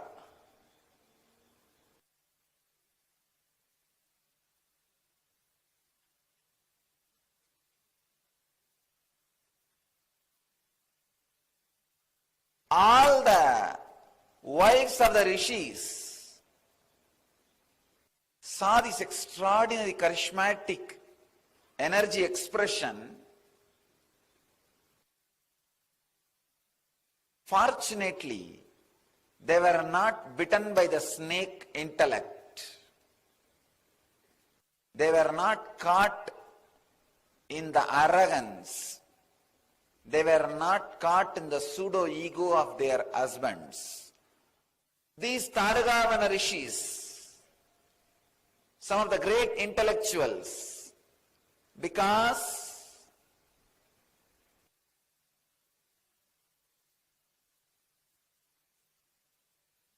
they felt they can do anything they want through the power of yajnas, yahas. They started experiencing or feeling the subtlest problem of life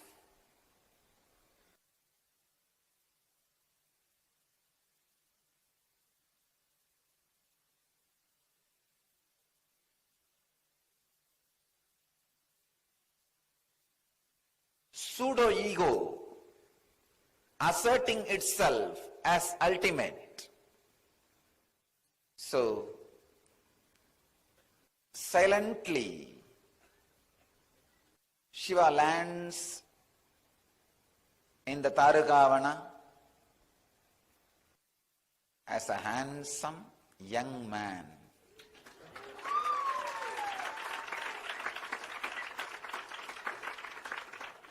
And the extraordinary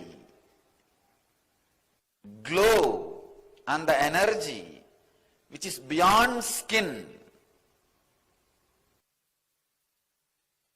the extraordinary radiance, tejas, beyond the skin color, extraordinary attraction beyond the size of the body, he manifested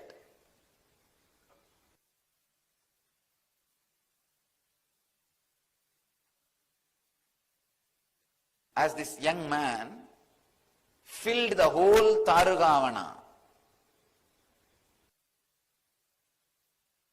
And he went round the Tarugavana in the name of begging to collect food. His Parivrajaka Yatra.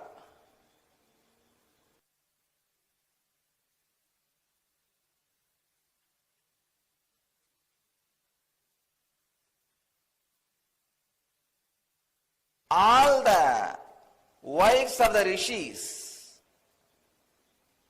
saw this extraordinary charismatic energy expression. Fortunately, They were not bitten by the snake intellect. They were not caught in the arrogance. They were not caught in the pseudo-ego of their husbands. They saw this young man, ascetic, a sadhu, walking in the streets, asking for alms. Not only they gave food, they just lost themselves in his presence and glory.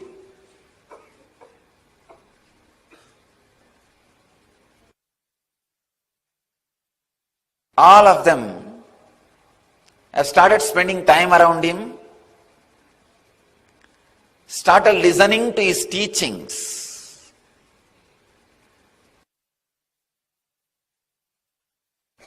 Imbibing those ideas.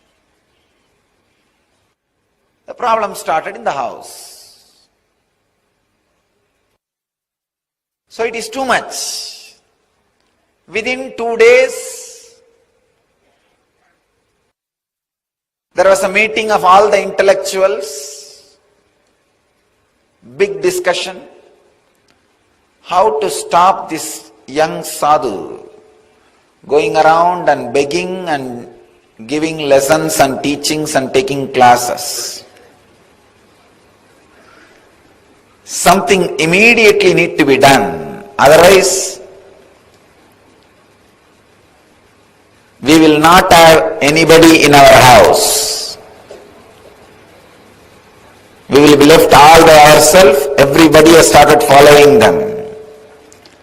They created a violent plan. We need to destroy him, finish him off. So they gathered.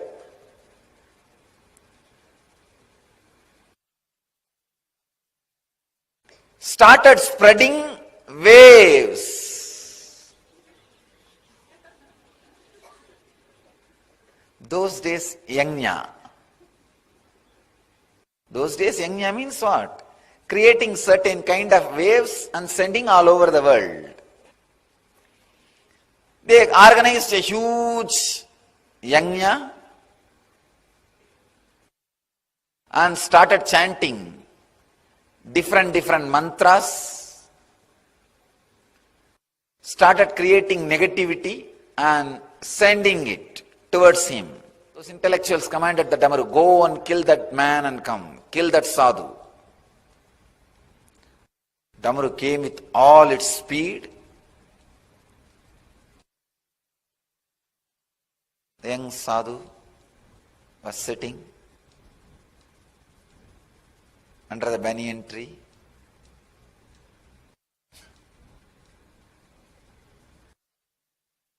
The light smile, opened his eyes and saw what is coming. The Damaru with all the vigor and power was trying to come near to destroy.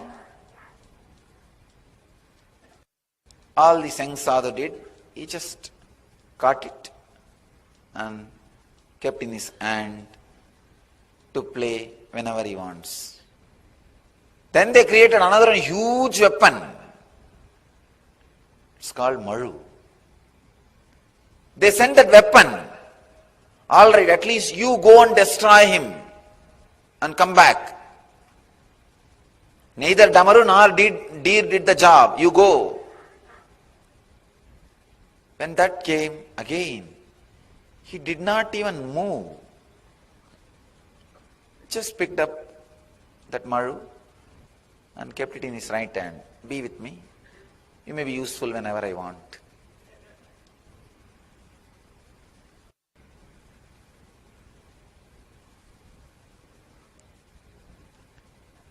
It's too much. Then they created a tiger out of that fire and sent. Mahadeva not only killed the tiger, took out that skin, started wearing it as dress.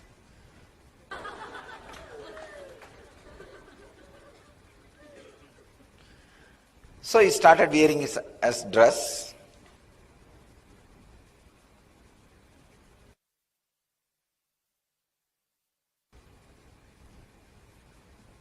Then they created an elephant. Again, different energies.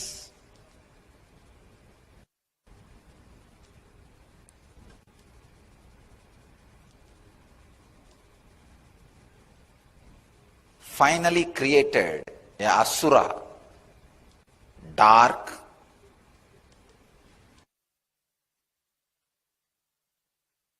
cunning, cruel, dumb.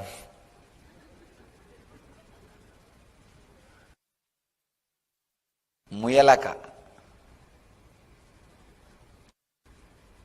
They said, you go and do some conspiracy, create some problem, destroy this young sadhu. Shiva did not even bother. He just picked him up and put him at the feet. He was dead. But these asuras are dangerous. Even if they are dead, you have to always keep 1 foot on them so that they don't come back. He puts his feet.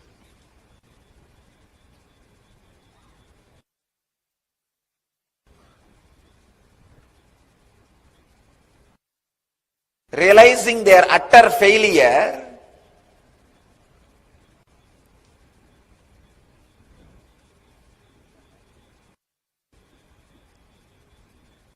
they tried to do all possible things.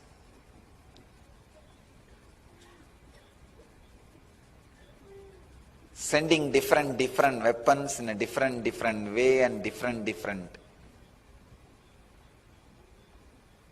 negative energies. But nothing could hurt Mahadeva. Nothing could hurt that young sadhu. Everything goes and just surrenders itself at his feet.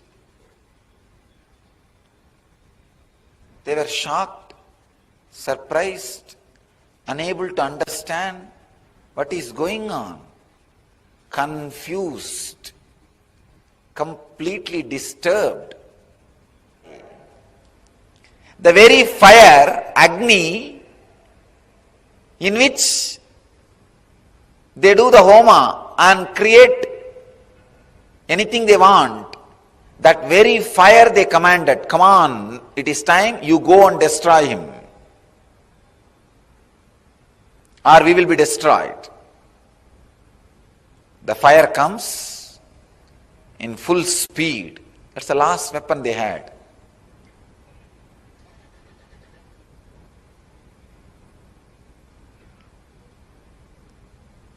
Shiva did not even move his body, just opened his eyes, picked up that fire in the left hand, still he is holding in the left hand. You can see, as Dakshinamurthy, he will be holding it in the left hand. That is the fire. Now, these rishis lost practically everything. Nothing is left.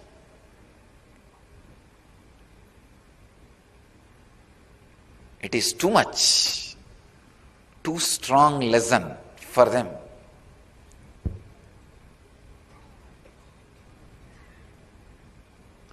But even though they were thinking about this young sadhu to destroy him, but continuous thinking about him has brought some good things to them.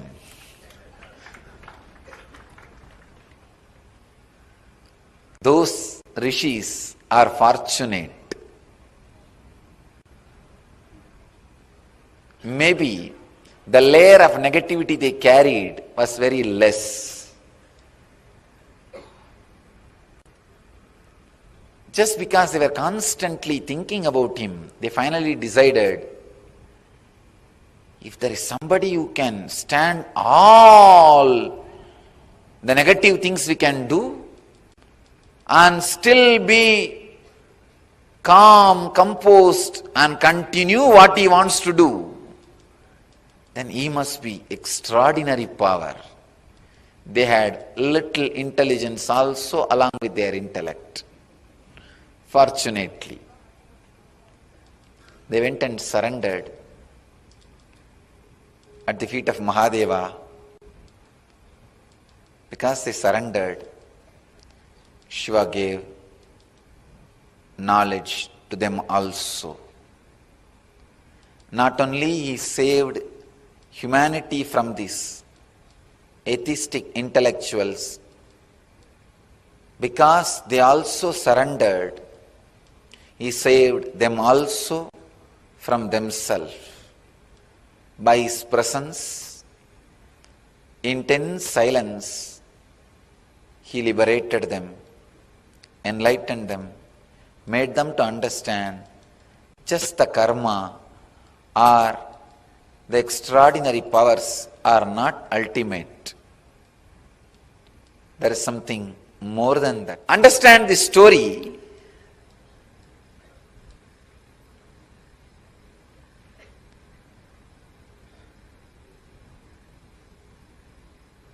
When Guru assumes the human body,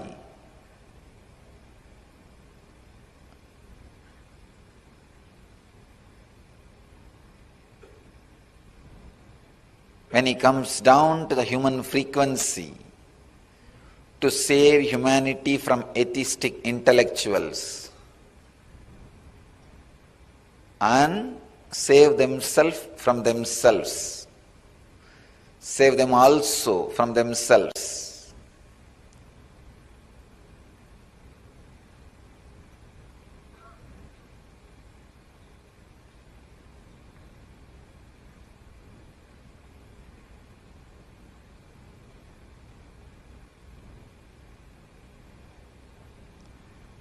The extraordinary silence he radiates itself is power.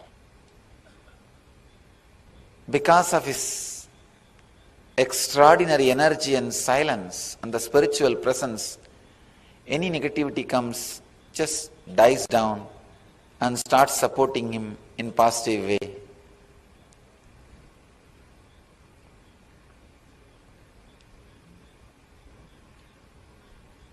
After all that, after all this attack,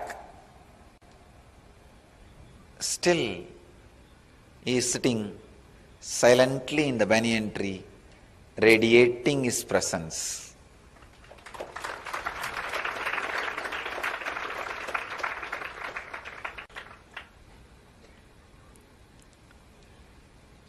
The inner space continues to radiate the extraordinary silence. An intense presence goes on inspiring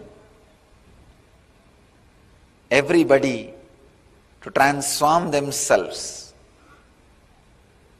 First, he destroys all the negativity thrown towards him and turns them into positive energy. Then he transforms the very people who are trying to throw negativity towards him.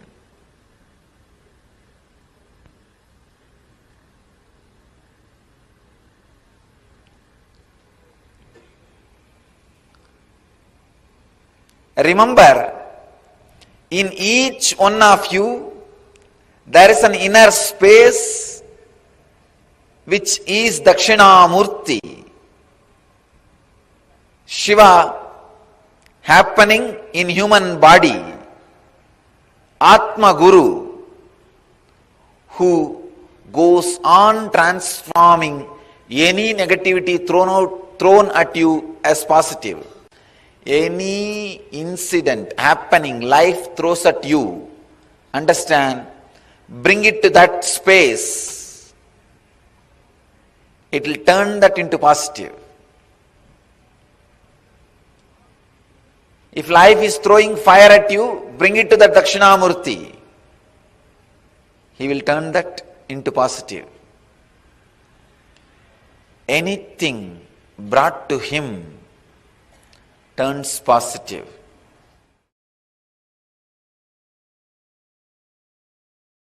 See, Paramashiva manifested as Dakshinamurthy to teach Veda and Agamas to Targavana rishis. It's not that it was a past.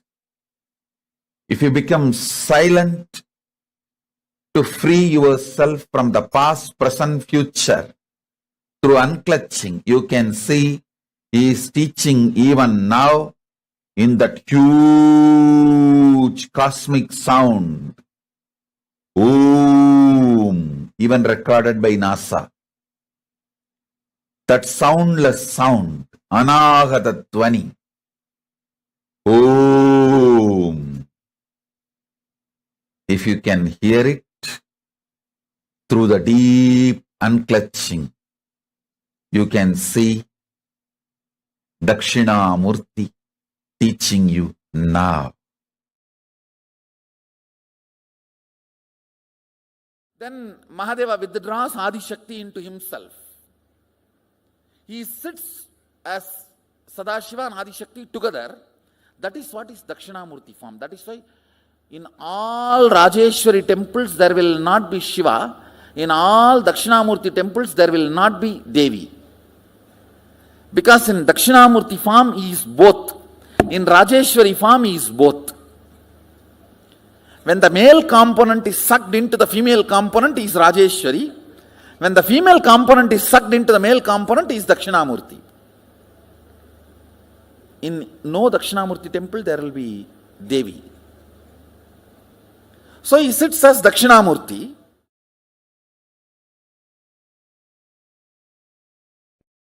Dakshinamurthy is from the face, from the Mahasadashiva's, Paramashiva's face of Ahora, destruction, rejuvenation. From that face, Dakshinamurthy comes out. Meaning, all the great truths are ferocious. It will just purify you. It will just burn all your non-chastity, cheating, silly patterns and conversations with your life. It looks very paradoxical. The embodiment of peace, Dakshinamurthy, silence, comes out of the face of Paramashiva's agora, which is supposed to be perceived intense violence, ferociousness. Teacher is the ultimate rejuvenator. Guru is the ultimate rejuvenator. He removes everything you know as you and he manifests everything is real you. The real you swallowing everything you know as you is chastity. Allow the chastity to Paramashiva manifest in you. Let real you eat and swallow whatever you know as you. I am not singing. Wake up when Dakshinamurthy teaches. Don't wait for Kalabhairava to come and wake you up. And you need to know both came out of the same face, Agora. Maybe Paramashiva always tries to show Dakshinamurthy of his Ahora face, and if you don't listen, then only he has to allow Kalabhairava to manifest. Chastity will never create conflicts. It will bring tremendous fulfillment. If there is a conflict outside, look in, something need to be attended inside. Something need to be worked out inside.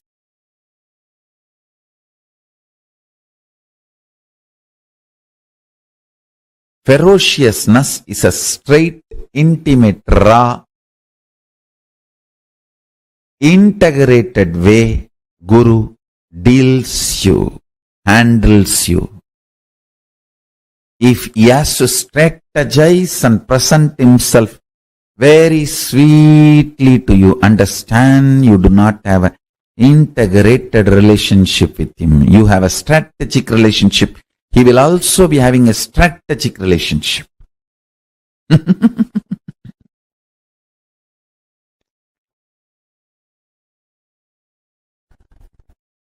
Ferociousness is Paramashiva dealing you with his own hands, with his empty hands, bare hands. He will never kill you. He will only hug you. Anything you see other than ferociousness, all forms of sweetness, is handling you through a strategy, means some weapon. The weapon may be looking very comfortable,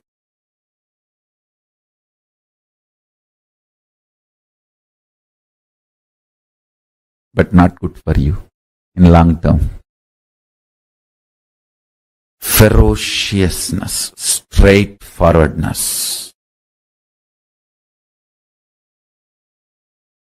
is the best integrated, intimate relationship with Guru. Understand, my love is lubrication for your machine. My ferociousness is energy, fuel, power for your machine. Any machine can run without lubrication, but it cannot run without power, energy. My ferociousness is as important as power is needed for the machine to run. My love is lubrication, optional, which is not compulsion. Don't even expect lubrication.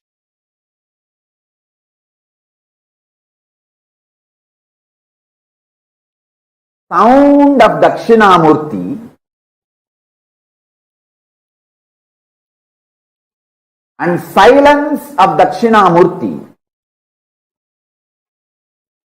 need to be understood in reality.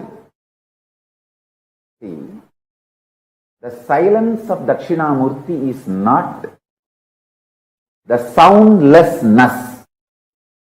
Any sound you can only hear in certain decibel. If it goes below that decibel, you can't hear. If it goes above that decibel, you can't hear. Dakshinamurthy's silence is above decibel. That decibel which you can't hear, beyond your capability of hearing, that decibel sound is Dakshinamurthy's silence. So Dakshinamurthy's silence is not soundlessness. It is beyond the sound you can hear. Same way, listen carefully.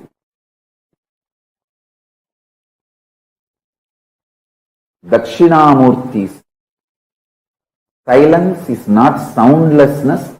It is beyond the sound which you can grasp, perceive, hear. The human here has a dynamic range of the threshold of 120 to 130 decibel. You can neither hear below 120 decibel nor you can hear above 120 decibel. Sorry, 0 to 120 to 130. I can say 0 to 130 decibel. Listen carefully. Human here has a dynamic range of 0 decibel to 130 decibel. If something is below the 0 decibel, you can't hear. Something is above the 130 decibel, you can't hear. Dakshinamurthy's silence is above the 130 decibel. It is not soundlessness. It is the sound which is beyond your capability to perceive, beyond your range. Same way, Dakshinamurthy's visual silence. See, Dakshinamurthy's verbal silence is the sound which is beyond your perception. Same way, Dakshinamurti's visual silence is not darkness where nothing exists. No, it is supernal effulgence where all your ability to visualize disappears into a supernal effulgence, like 7 colors of the rainbow disappear into the sun's bright shining.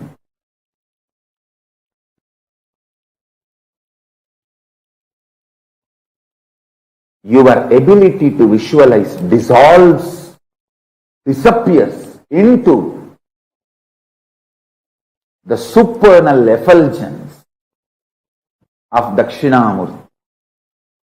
Understand? The supernal effulgence of Dakshinamurti and supernal silence of Dakshinamurti. Then you will understand the right knowledge, right clue about the existence of Paramashivatva. If you understand this one truth, today you can manifest powers. The common frequency the human ear can hear is like a 20 to 2000 hertz. 0 decibel to 130 decibel maximum. 20 to 20,000 hertz or 0 to 130 decibel. That's it. If it is below 20 hertz, you can't hear. If it is above 20,000 hertz, you can't hear. Dakshinamurti's silence is above 20,000 hertz.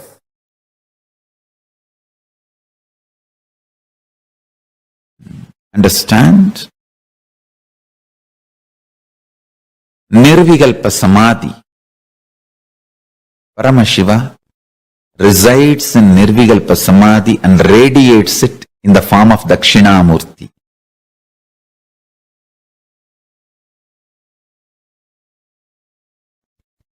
In all our temples, Dakshinamurti radiates the biology of Nirvikalpa Samadhi. Anybody wants Nirvikalpa Samadhi?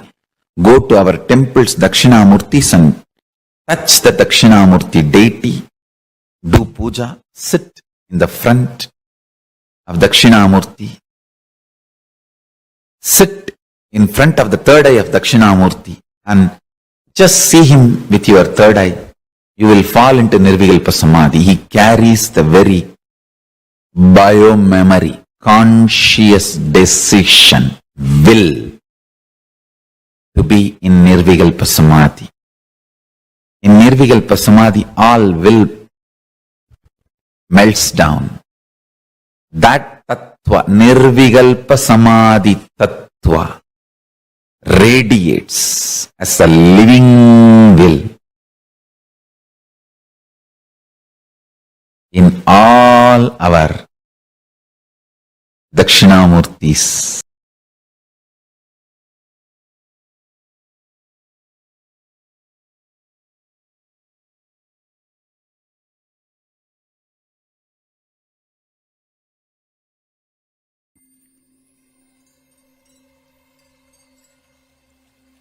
I welcome you all with my love and respect. Let you all open all your 3 eyes. Om Nithyananda Paramashivoham.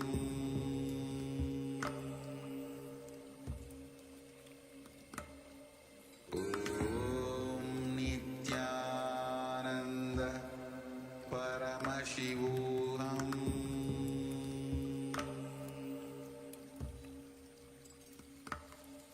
Om Nithyananda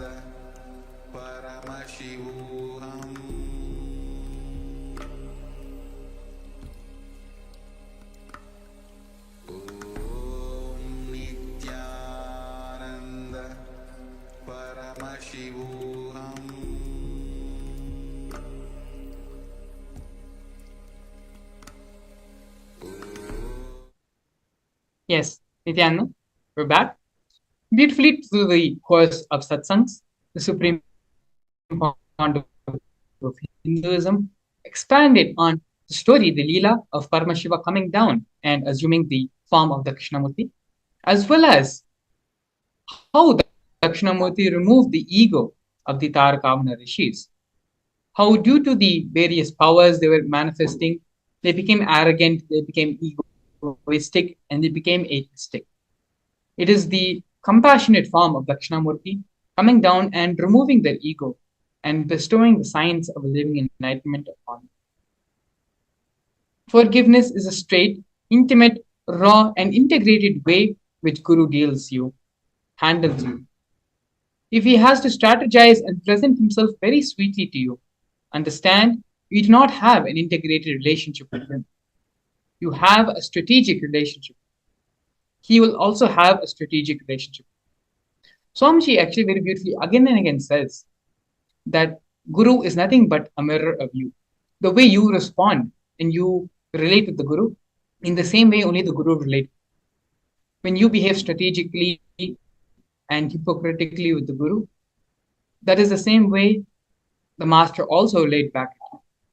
But when you are in complete integrity, complete authenticity, and have a very straightforward relationship with the Guru, then the Guru will also be straightforward and integrated to you as well. It is what you do, your actions, decides the relationship with you, the relationship you will have with your Guru, with your Master.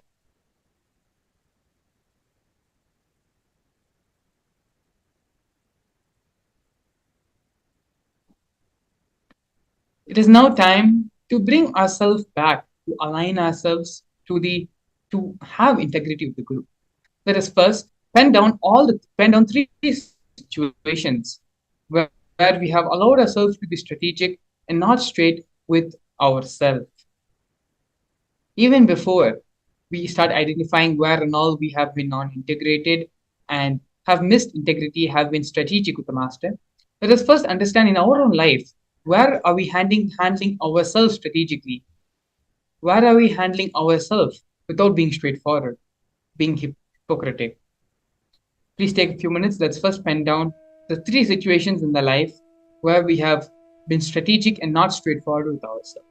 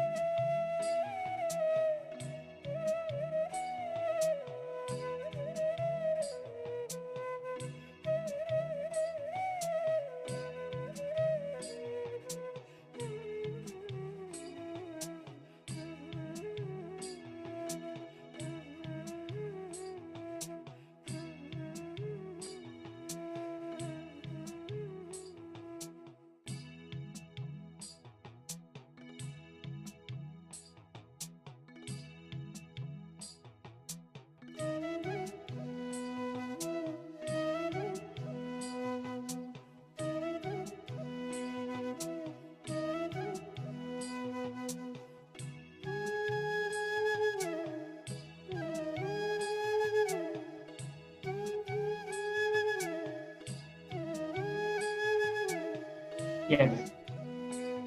Let us now move to the second step of the process. After identifying the three situations in which you have allowed to be yourself to be strategic with you and not straight with your own self, we're going to be entering the next process, next step, which is deciding to be raw and straight with yourself and pen down everything which comes up. All the different ideas, different decisions which you now have to start making for your life. When you take the decision to be straight, to be raw, and to be straightforward and integrated with yourself, all the decisions, all the thought processes, everything which you need to change in yourself starts coming, starts rising to the surface of your mind. Start penning all of them. Start penning all the life changes which you yourself know you need to make once you decide to be integrated with yourself. It is through these various processes which we are going through every single day as a part of the Bhava Samadhi Darshan program, which allows us to become receptive and receive the energy Bhava Samadhi Darshan, which the Supreme Pontiff of Hinduism will be transmitting. So allow yourself to be integrated and straight with yourself about this process and allow you to be straight with you. Only then can any transformation start happening in you. So please continue the process and pen down all the decisions. Now you know all the strategies, the decisions, everything you need to do to integrate yourself and to manifest the reality which you want. Start penning all those things.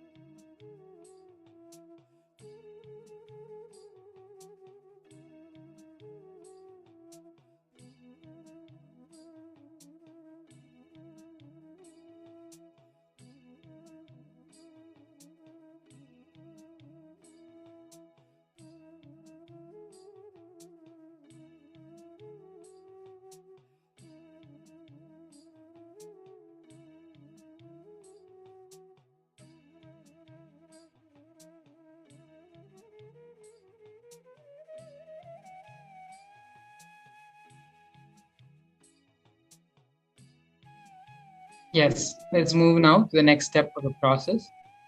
Deciding consciously. I am moving up the strategic relationship. I will have a straight relationship with myself and with Swamiji. Take the strong decision, strong stance, conscious will with yourself about how you're going to relate with yourself, how you're going to relate with the Guru, with the Master, with Swamiji, and start allowing the integrity with the Guru to flower. With this, we come to the end of this segment. We are now going to be practically and right in front of your eyes, going to be causing and manifesting your reality. Joining us in the next segment, we have a few devotees, as well as Crown Prince Balsant of the Nithyananda Order of KAILASA, who's going to be leading us into the next session of causing our realities. Please stay tuned. We'll be back after the film.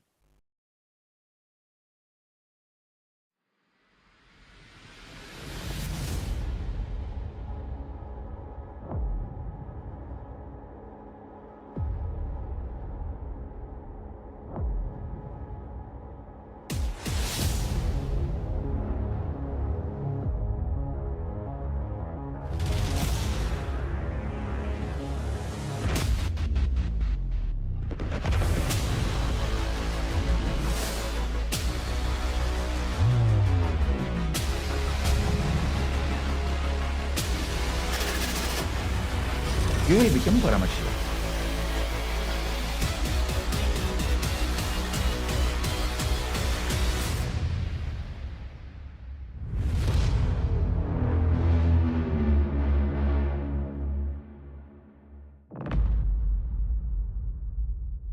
A more intelligently connected world leads to a brighter future.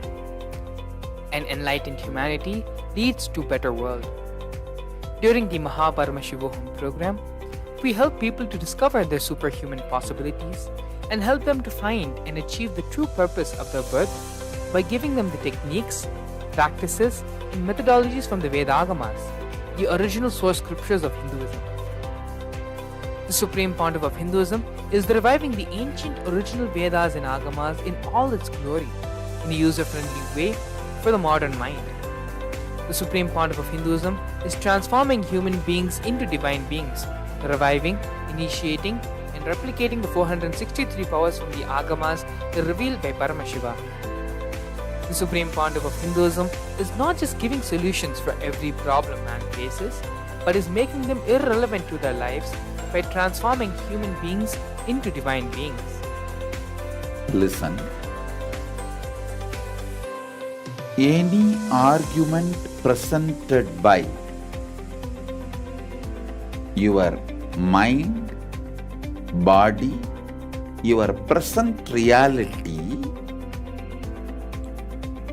to establish you are not Paramashiva. You are not omniscient, omnipotent, omnipresent. Anything presented to prove you are not Paramashiva is illegitimate. Decide this. This is super determinism. Understand?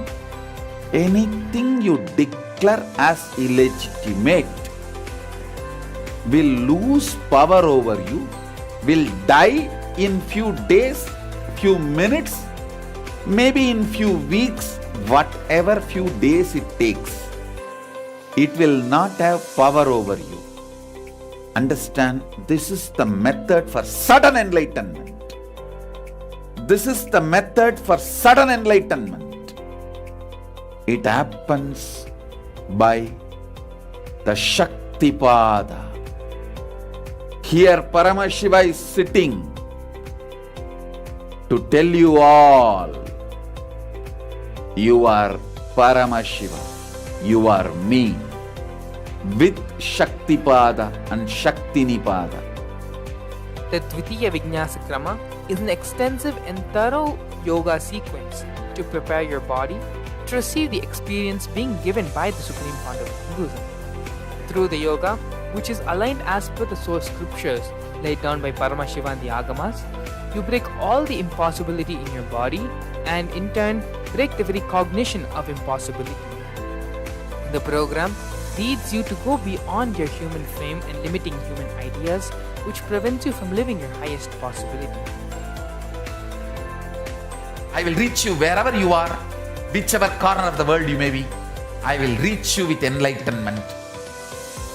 Again I tell you, I am not here to prove I am God, I am here to prove you are God. Don't wait to become divine. Register now at paramashivoham.org.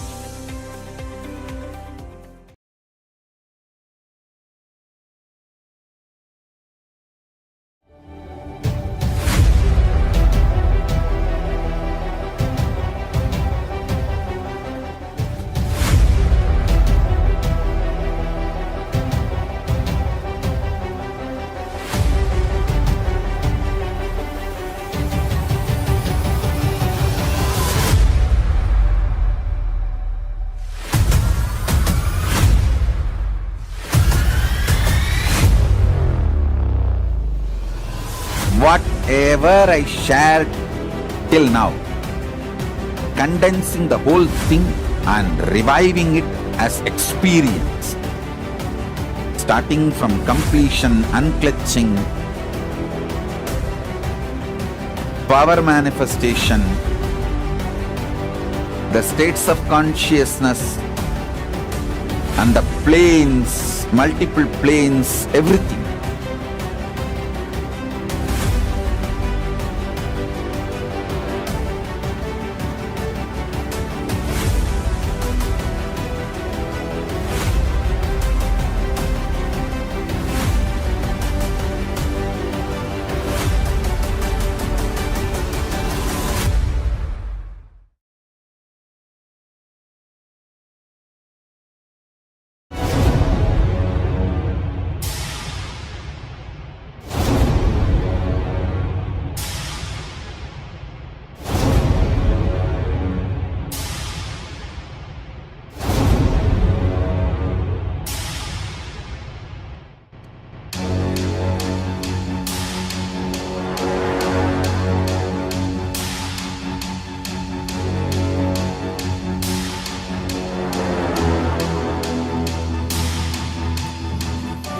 Understand?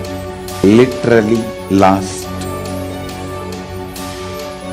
39 years from the age of 5, whatever Paramashiva manifested through teaching, speaking, writing, every way, condensing the whole thing and presenting it to you all as experientially in these 21 days through this Jnana Charya, Jnana Kriya, Jnana Yoga, Jnana Jnana is Paramashivoham. Lifestyle for just Paramashiva. Rituals to be just Paramashiva. Yoga for just being Paramashiva. Jnana, just Paramashiva. This Paramashivoham is like literally the ultimate journey in a most safest way.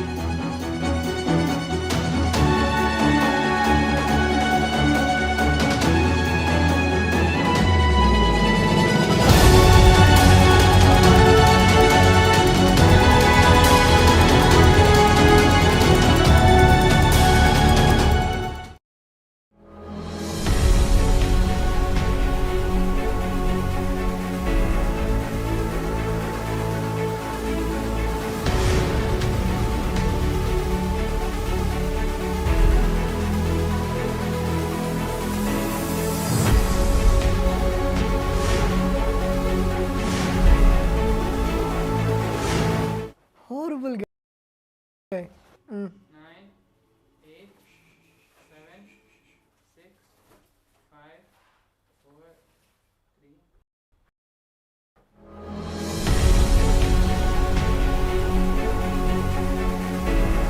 All the viewers watching us live on Facebook, YouTube, Instagram, and all of the social media platforms to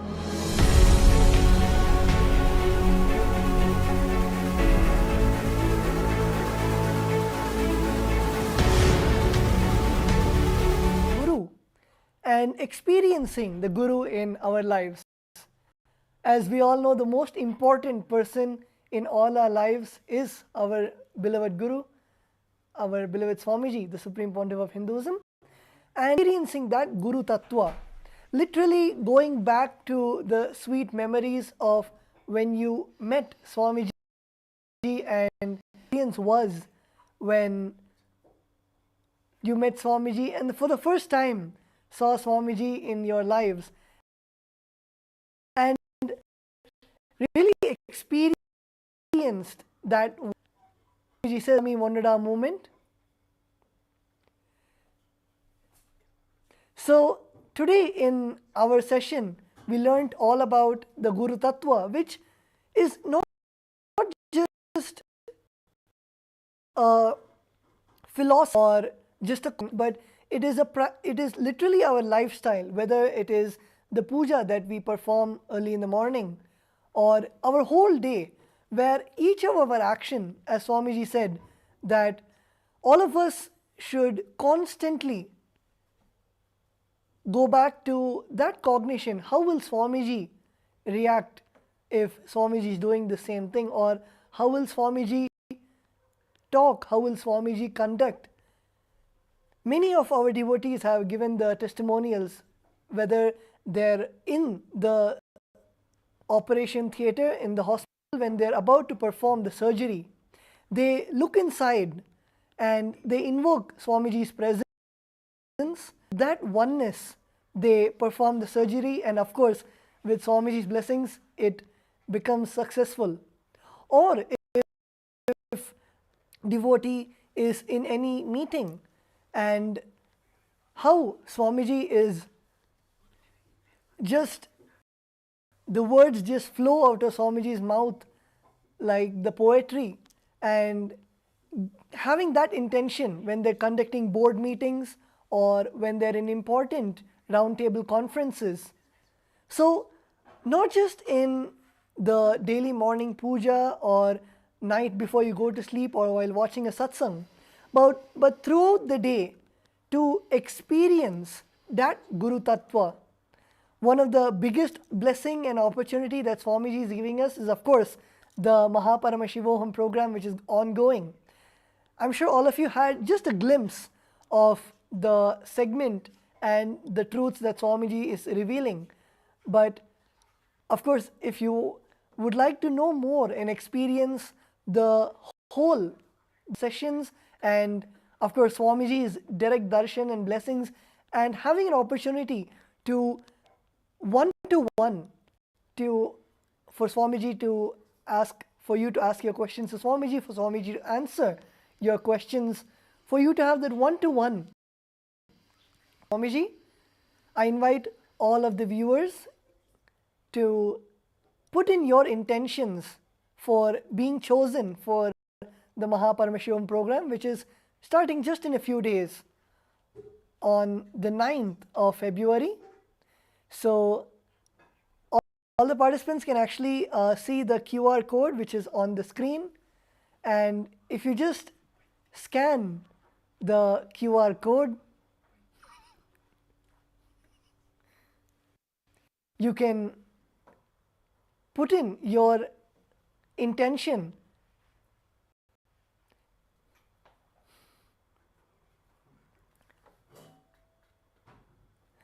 Name.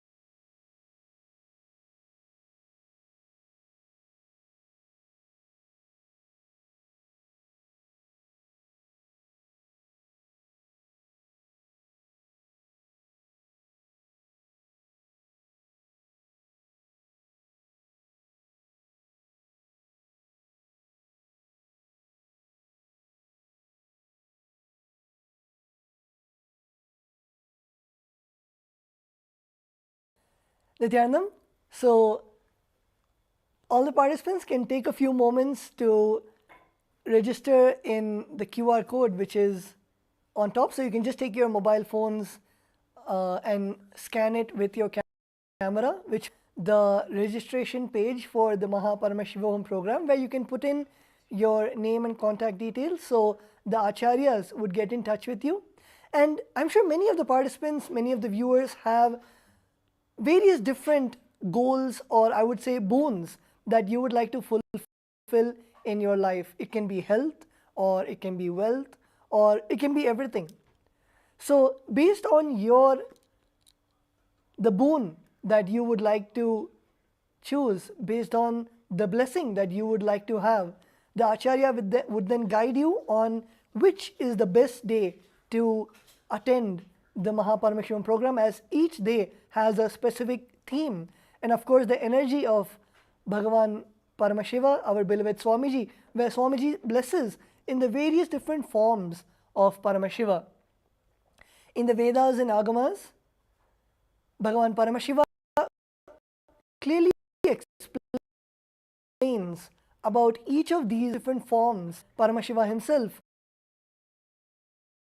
incarnated at specific. For example, the energy of Bhagavan Kala Bhairava, where the ferocious compassion is what is radiated by that form of Paramashiva, and Swamiji literally embodies that form of Paramashiva and graces all of us in that energy. So, a ferocious breakthrough in any parts of your life, or you are stuck with a pattern that you have been stuck with and you want to break that pattern with the blessings of Mahakala Bhairava. So, any pattern or any solution you want in your day-to-day life, any breakthrough that you want in your day-to-day life, you can sign up for and submit your intention to join the Mahaparamashivam program, and we, the Acharyas, would then guide you on the best way that and receive Swamiji's blessing. For through a QR code right here, where you can scan it with your mobile phones, and you will then be guided on how you can in the Mahaparamashivam.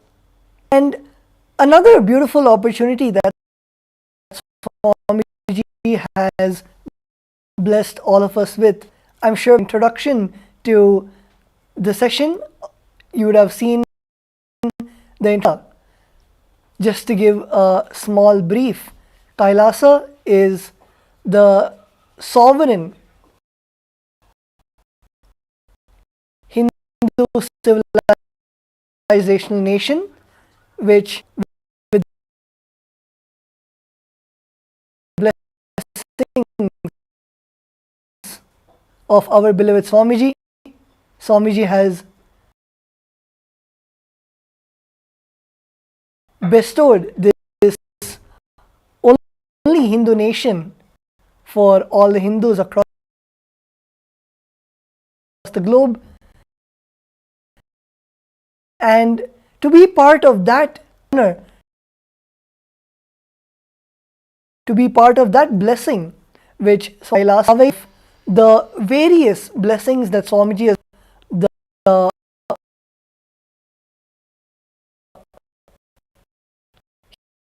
huge blessings of Swamiji, whether it is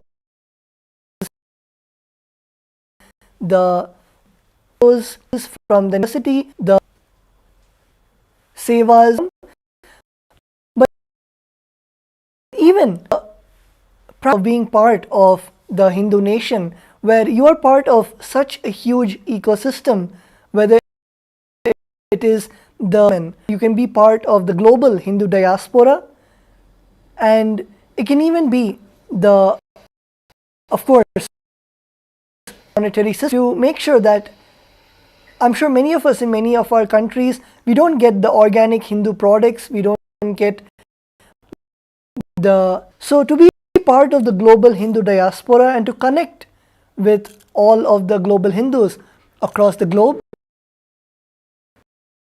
Swamiji is sure all of the Hindus to have this, the digital ecosystem, to be part of KAILASA, wherever you are, be the of KAILASA in Biddi in Bengaluru, or you need to go to the Western headquarters in Los Angeles, wherever you in a remote part, let's say in Australia or New Zealand, if you are there and you want to be part of KAILASA, now avail this beautiful opportunity, this initiative blessed by the Supreme Pontiff of Hinduism, to be part of KAILASA, be a citizen where you directly are a KAILASA, to be integrated in the beautiful nation, the e-nation, digital nation, which the Swamiji has blessed all of us with. So, be projecting the link for all of the viewers to become part of the e-KAILASA, become part of ecosystems, systems across the globe. And we have many more beautiful announcements which are coming. So just be right back.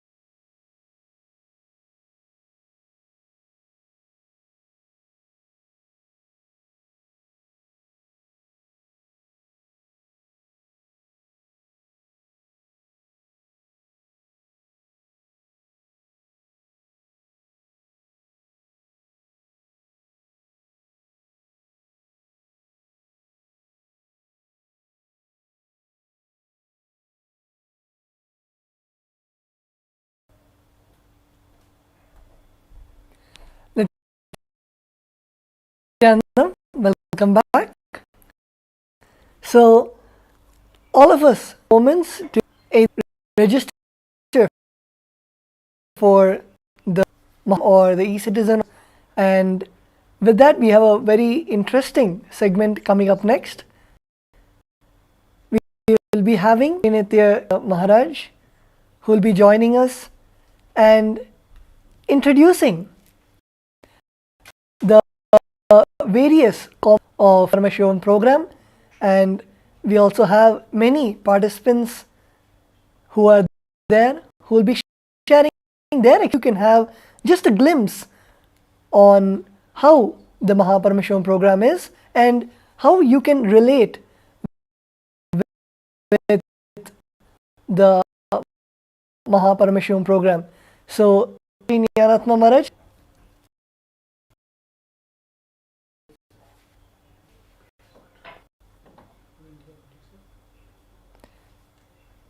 Yes, Nithyananda Maharaj, Nithyanandam.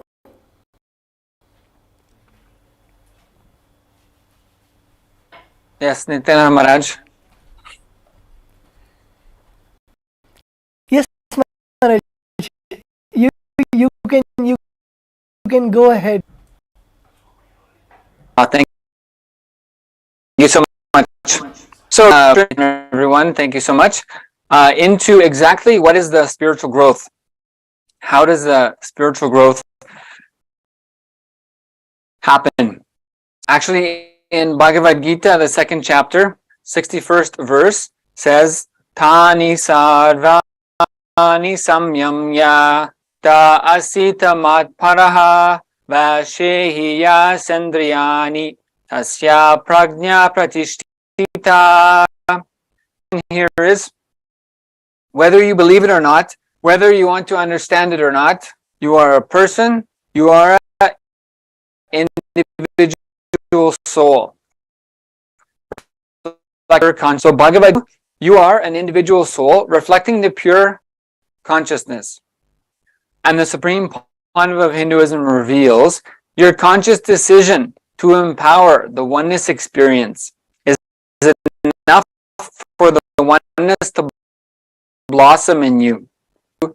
Take over. So it's just willingness.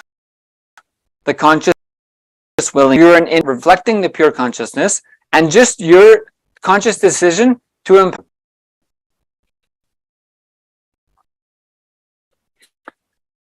And there's been conducted about what is the impact of this spiritual process, and what is the impact of having these superconscious experiences, the expansiveness of your consciousness on, for example, in the studies of epigenetics, with relation to how the spiritual growth and conscious growth impacts your DNA.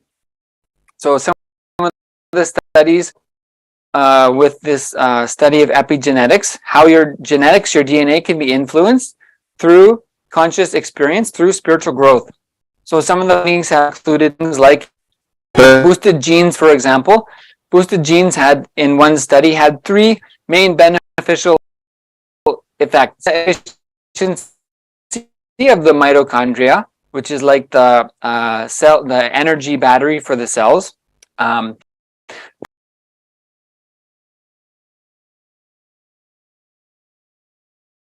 Boosting, which improves control of blood sugar and prevent depletion of the caps, the DNA stable. This is basically how to manage, and also found in studies of epigenetics has been the clusters of genes became less active with those governed NF kappa B, but it triggers chronic inflammation, leading to diseases like high blood pressure, bowel disease, and some cancers. So not only has the spiritual growth initiation, the spiritual processes like initiation Paramashivoham, boost things like mitochondrial cell energy and anti-age power of your cells in your body, but also down regulates the groups of genes that create things like inflammation to different disease, some cancers. So many studies like this have been shown impact on your cellular structure from your spiritual growth process.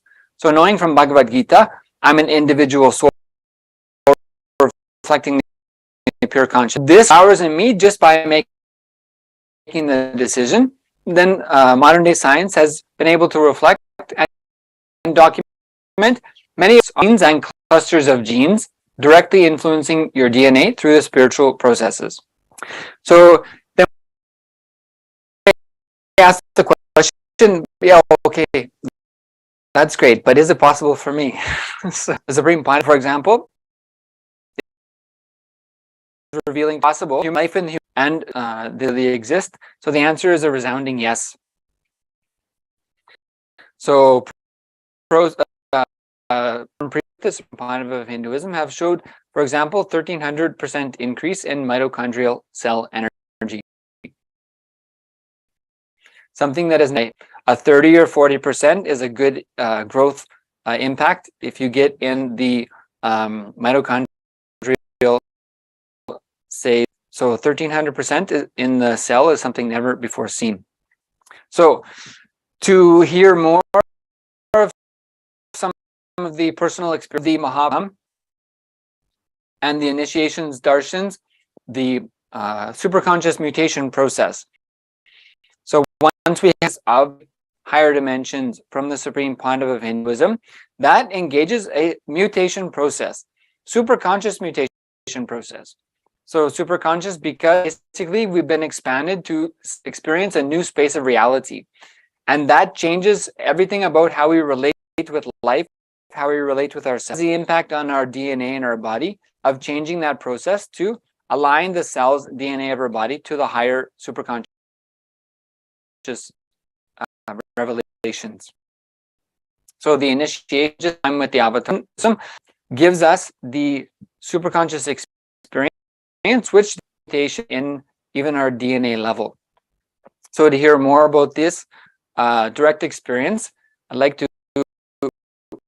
welcome guest to share his experiences in the Paramashivoham, the initiations and darshans with the Supreme Pontiff of Hinduism.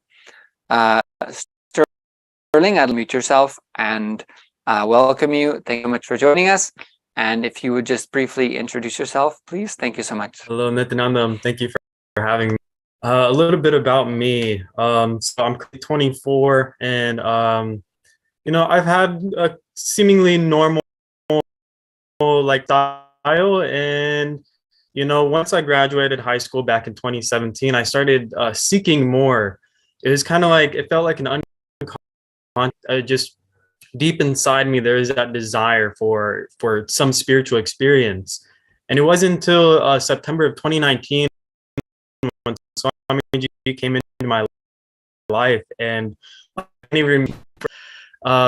such a beautiful journey that I've gone through with Swamiji over these last few years. And I feel like so much clarity has came from having him in my life. And the direction that I want to go in now is such a wider direction imagined.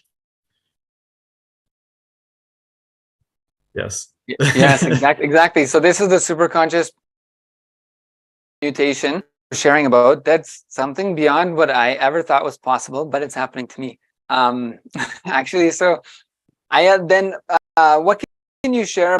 For example, this superconscious mutation process, the life transformation. So how would you describe in your life what the impacts of the darshans, initiations, Paramashivoham experience with the Supreme Pontiff of Hinduism has been for you? Many times, like within Hinduism, we know that like we're told like this world is Maya, it's just an illusion, and it's just like a dream.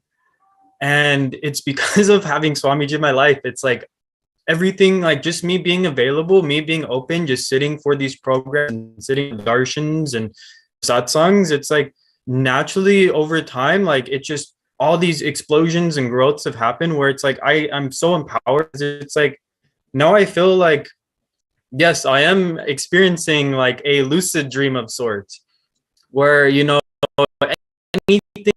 that I want to make happen, initiations in these programs, it's like I can see my patterns clearly. I'm like okay, here's my pattern, here's what I can from it and draw. Okay, now I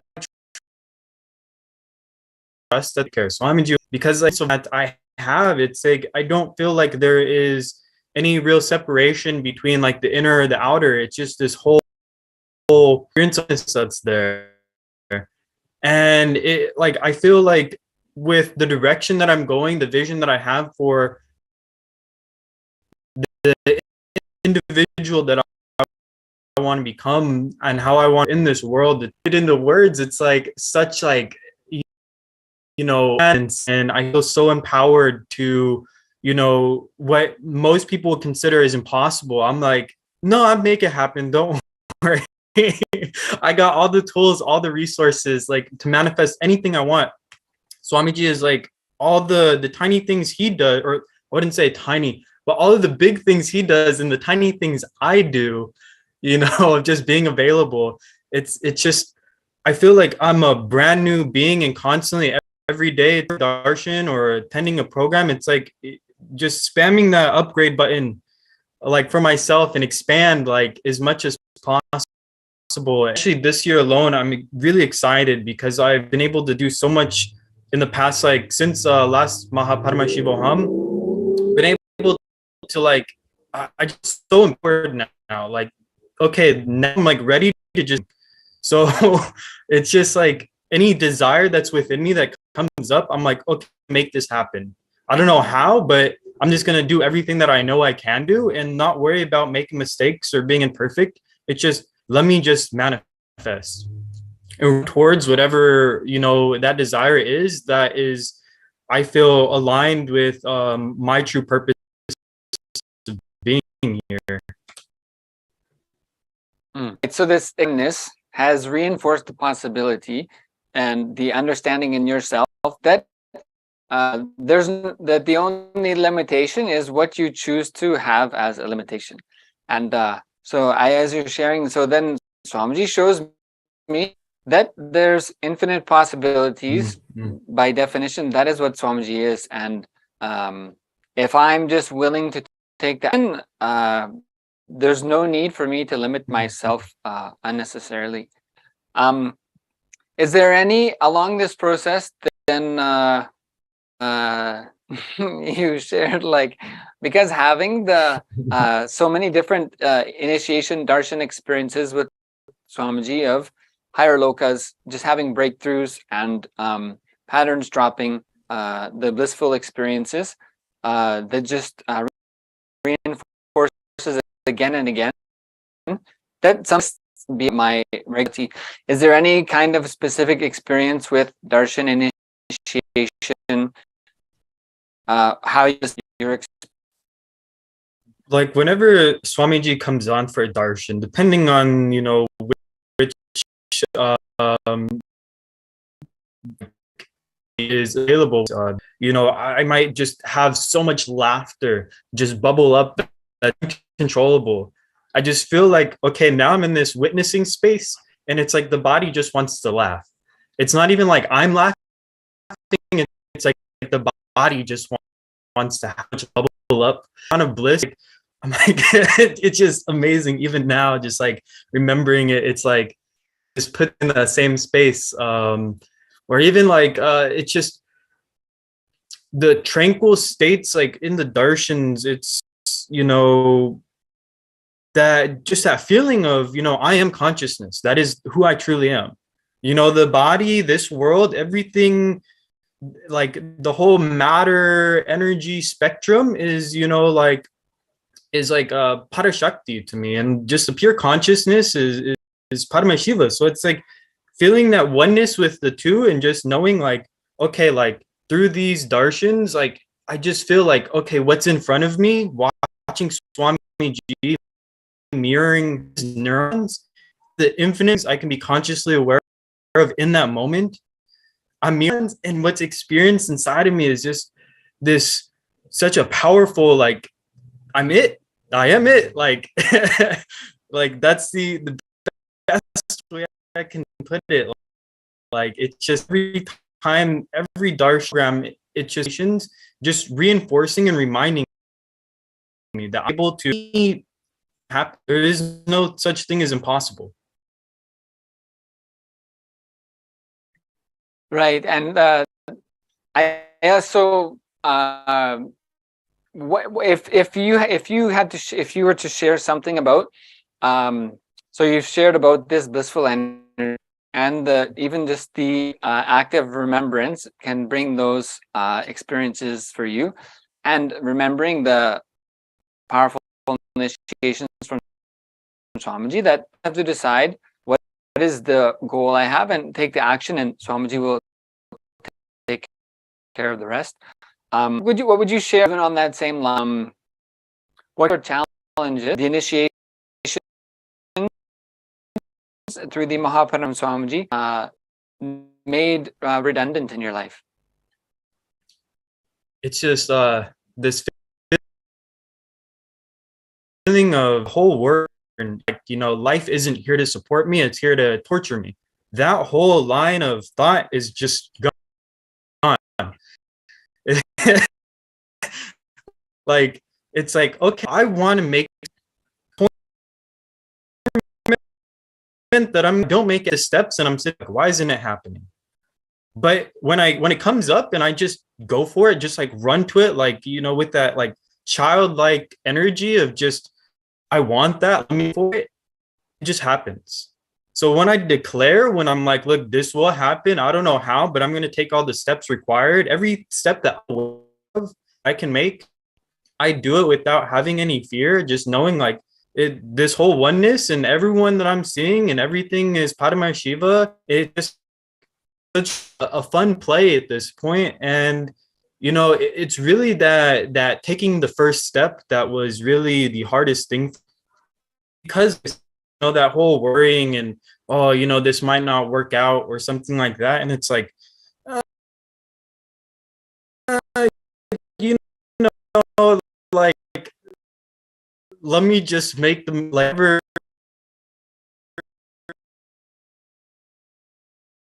mistakes and imperfection. I'll learn out, but desire. So let me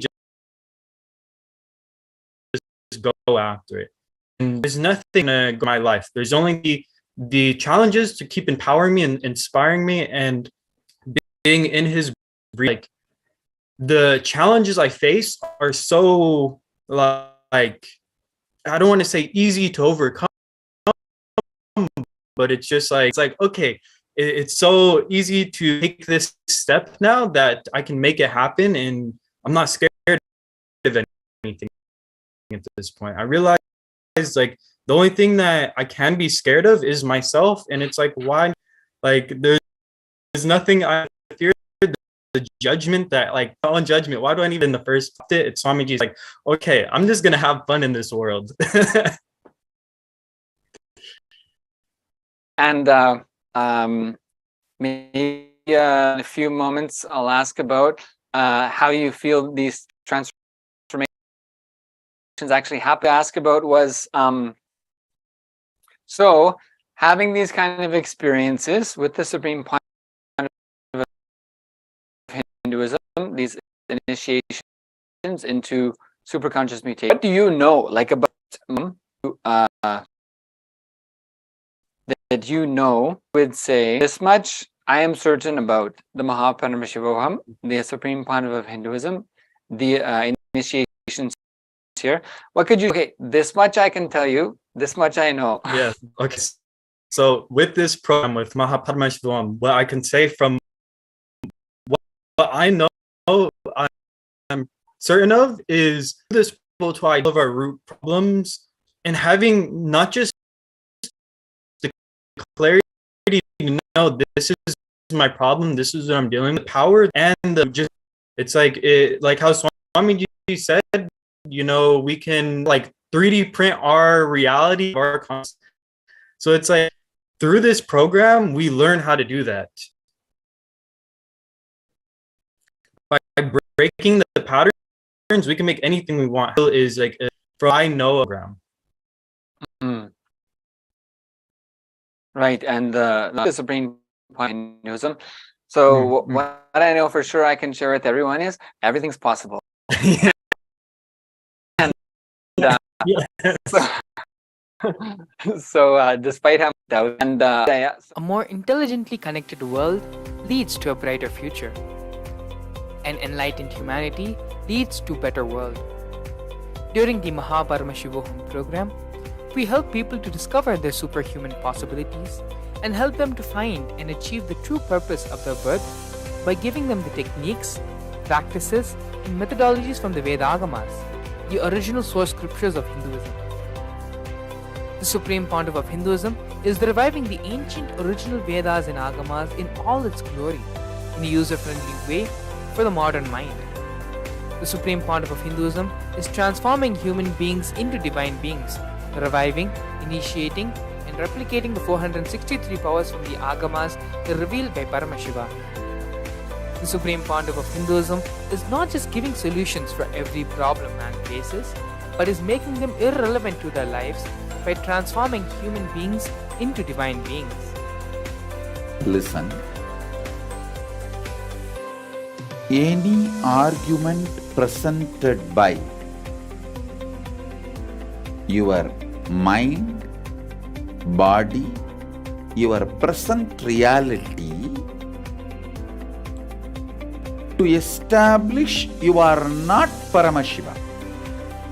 You are not omniscient, omnipotent, omnipresent.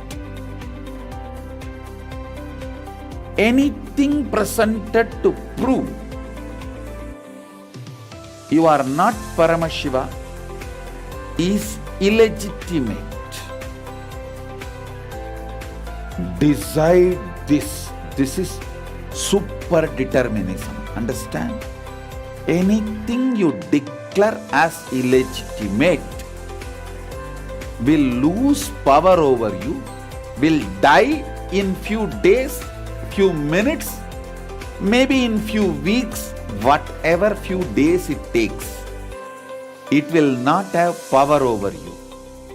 Understand, this is the method for sudden enlightenment. This is the method for sudden enlightenment. It happens by the Shaktipada. Here Paramashiva is sitting to tell you all, you are Paramashiva, you are me, with Shaktipada and Shaktinipada. The Dvitiya Vijnasa Krama is an extensive and thorough yoga sequence to prepare your body to receive the experience being given by the Supreme Pontiff of Hinduism. Through the yoga, which is aligned as per the source scriptures laid down by Paramashiva and the Agamas, you break all the impossibility in your body and in turn break the very cognition of impossibility. The program leads you to go beyond your human frame and limiting human ideas, which prevents you from living your highest possibility. I will reach you wherever you are, whichever corner of the world you may be. I will reach you with enlightenment. Again I tell you, I am not here to prove I am God, I am here to prove you are God. Don't wait to become divine. Register now at paramashivoham.org.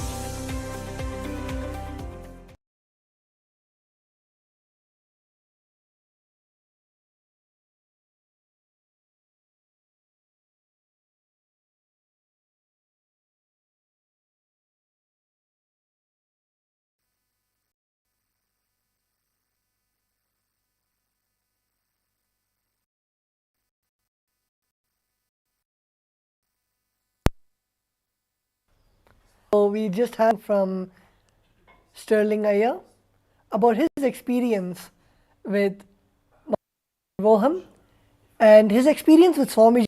He is able to relate how Swamiji's teachings are helping him in a day-to-day his activities, how Swamiji is guiding him in of his step. So that's sharing. Thank you, Sterling Iyer. Thank you, Sri Jnanatma Maharaj, for the introduction. So with that, a few of the viewers had asked us how they can sign up for the e-citizen and what exactly is the e-citizen. So to explain it again, Swamiji has blessed us with a huge KAILASA ecosystem where there's a huge digital network of around the globe, and all Swamiji has blessed and made a platform for all of them to come together and do everything, right from start from the morning routine, the yoga, where sanghas together club and do the morning together, enriching the community and teaching everyone the science of enlightenment. They do Bhagavad Gita, where truths revealed by Swamiji, the Bhagavad Gita decoded by our beloved Swamiji, is read, learnt, internalized, and also shared with the whole Sangha. Same way, in every aspect, whether it is the Shastra Adhyayana of the Shastras, is global temple events of your Sangha, or it can even be gatherings online for doing the Nirahara Samyama, or the meditation events like the Akhanda Mahavakya Japa. So there are so many possibilities for you to be part of KAILASA's ecosystem and for you to experience the not just individual but as part of the whole Sangha, the ecosystem. And that is what is KAILASA, and that is what being an e-citizen means. It is directly being part of this enlightenment ecosystem, to be blessed to be a part of this network where you're able to enrich yourself, to enrich others, the whole community around you, your family, your friends, and everyone, to experience this huge enlightenment civilizational nation which Swamiji is reviving, not just physically but even from your own bed, from your own house.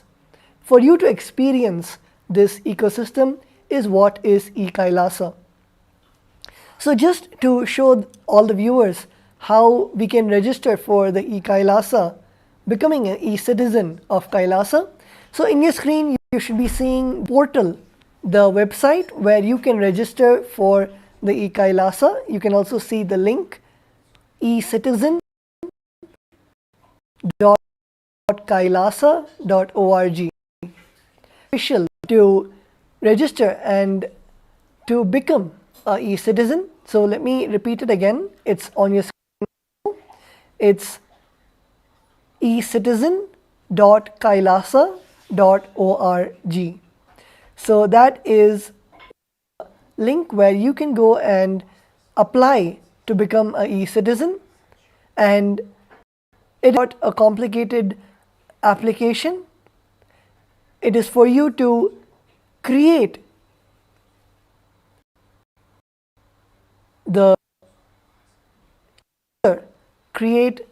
your own profile to be part of KAILASA's e-citizen program.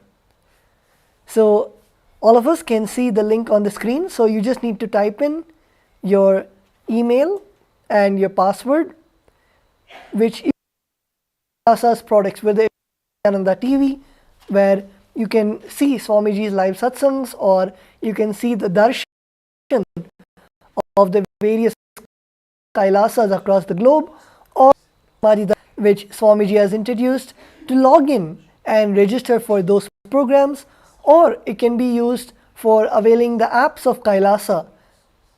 Many of you would have noticed about the Google, the various social media platforms released by KAILASA, released by Swamiji himself.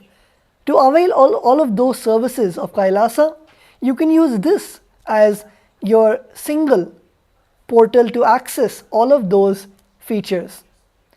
So the link is again projected on all. You just need to mail and your password, and when you click on login and register to becoming part of the ecosystem.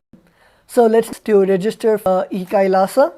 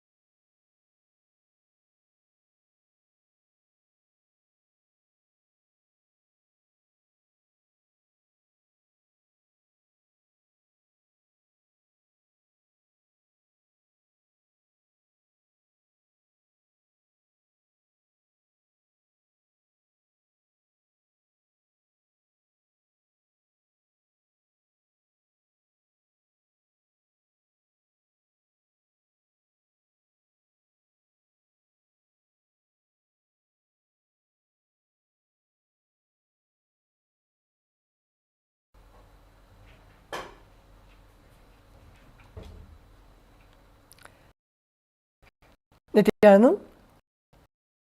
So as you can see on your name, your first name and last name, your email and your password,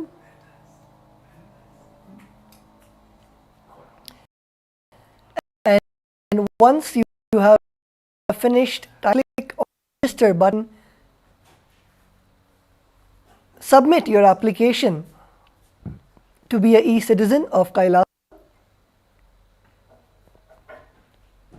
Let's now take a few moments. I invite all of the viewers to submit your application, and just in a few moments we'll be getting ready to receive the Bhava Samadhi Darshan of our beloved Swamiji. So, few moments to the Bhava Samadhi Darshan. Take a few, apply for the citizenship, and then all of the viewers who would like to become part of the Paramashivoham, that link for you to submit your intention to attend the Mahaparamashi starting 9th. So let's take a few moments and we will then be moving on to the next segment of today's session. Om Nithyananda Paramashivoham. Om Nithyananda Paramashivoham. Om Nithyananda Paramashivoham. Om Nithyananda Paramashivoham. Om Nithyananda Paramashivoham. Om Nithyananda Paramashivoham. Om Nithyananda Paramashivoham. Om Nithyananda Paramashivoham. Om Nithyananda Paramashivoham. Om Nithyananda Paramashivoham. Om Nithyananda Paramashivoham.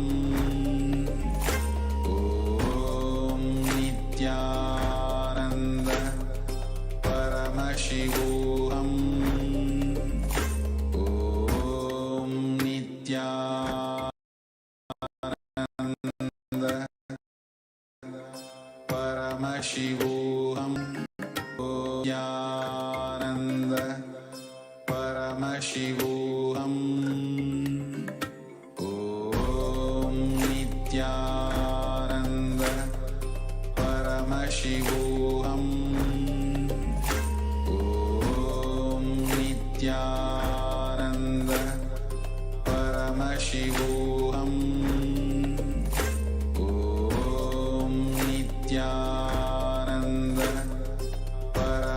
Paramashivoham. Om Nithyananda Paramashivoham. Om Nithyananda Paramashivoham.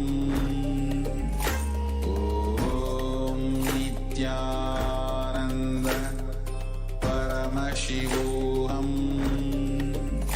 Om Nithyananda Paramashivoham.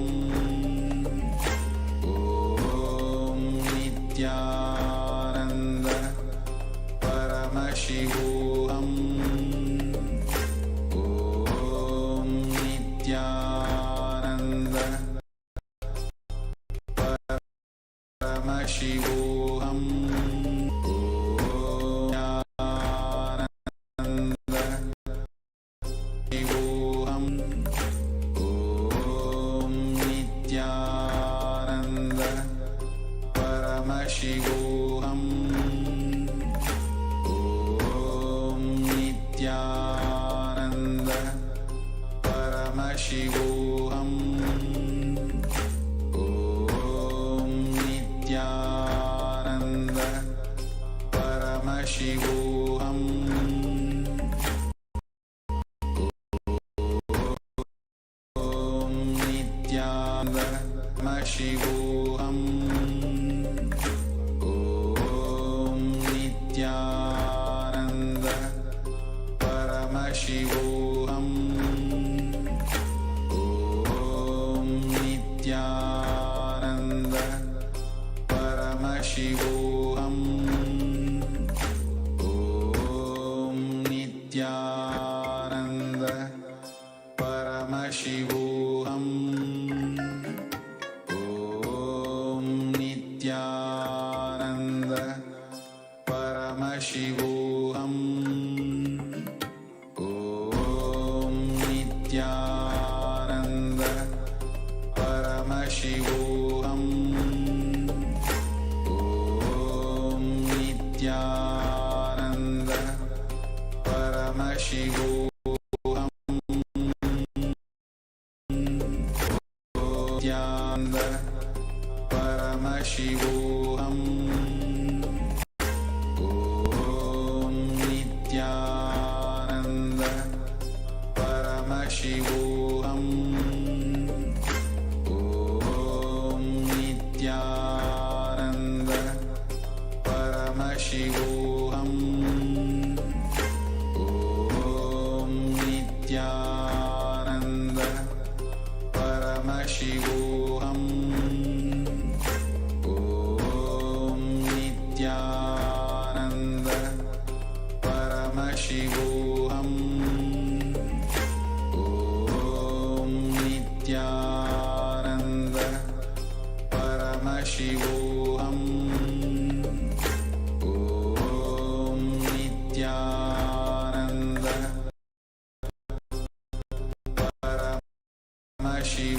Paramashivoham. Om Nithyananda Paramashivoham.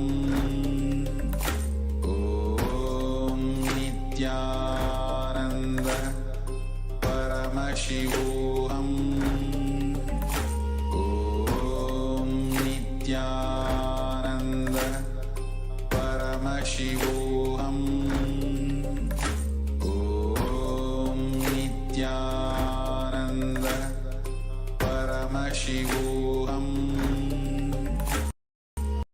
Om Nithyananda Paramashivoham. Om Nithyananda Paramashivoham. Om Nithyananda Paramashivoham. Om Nithyananda Paramashivoham.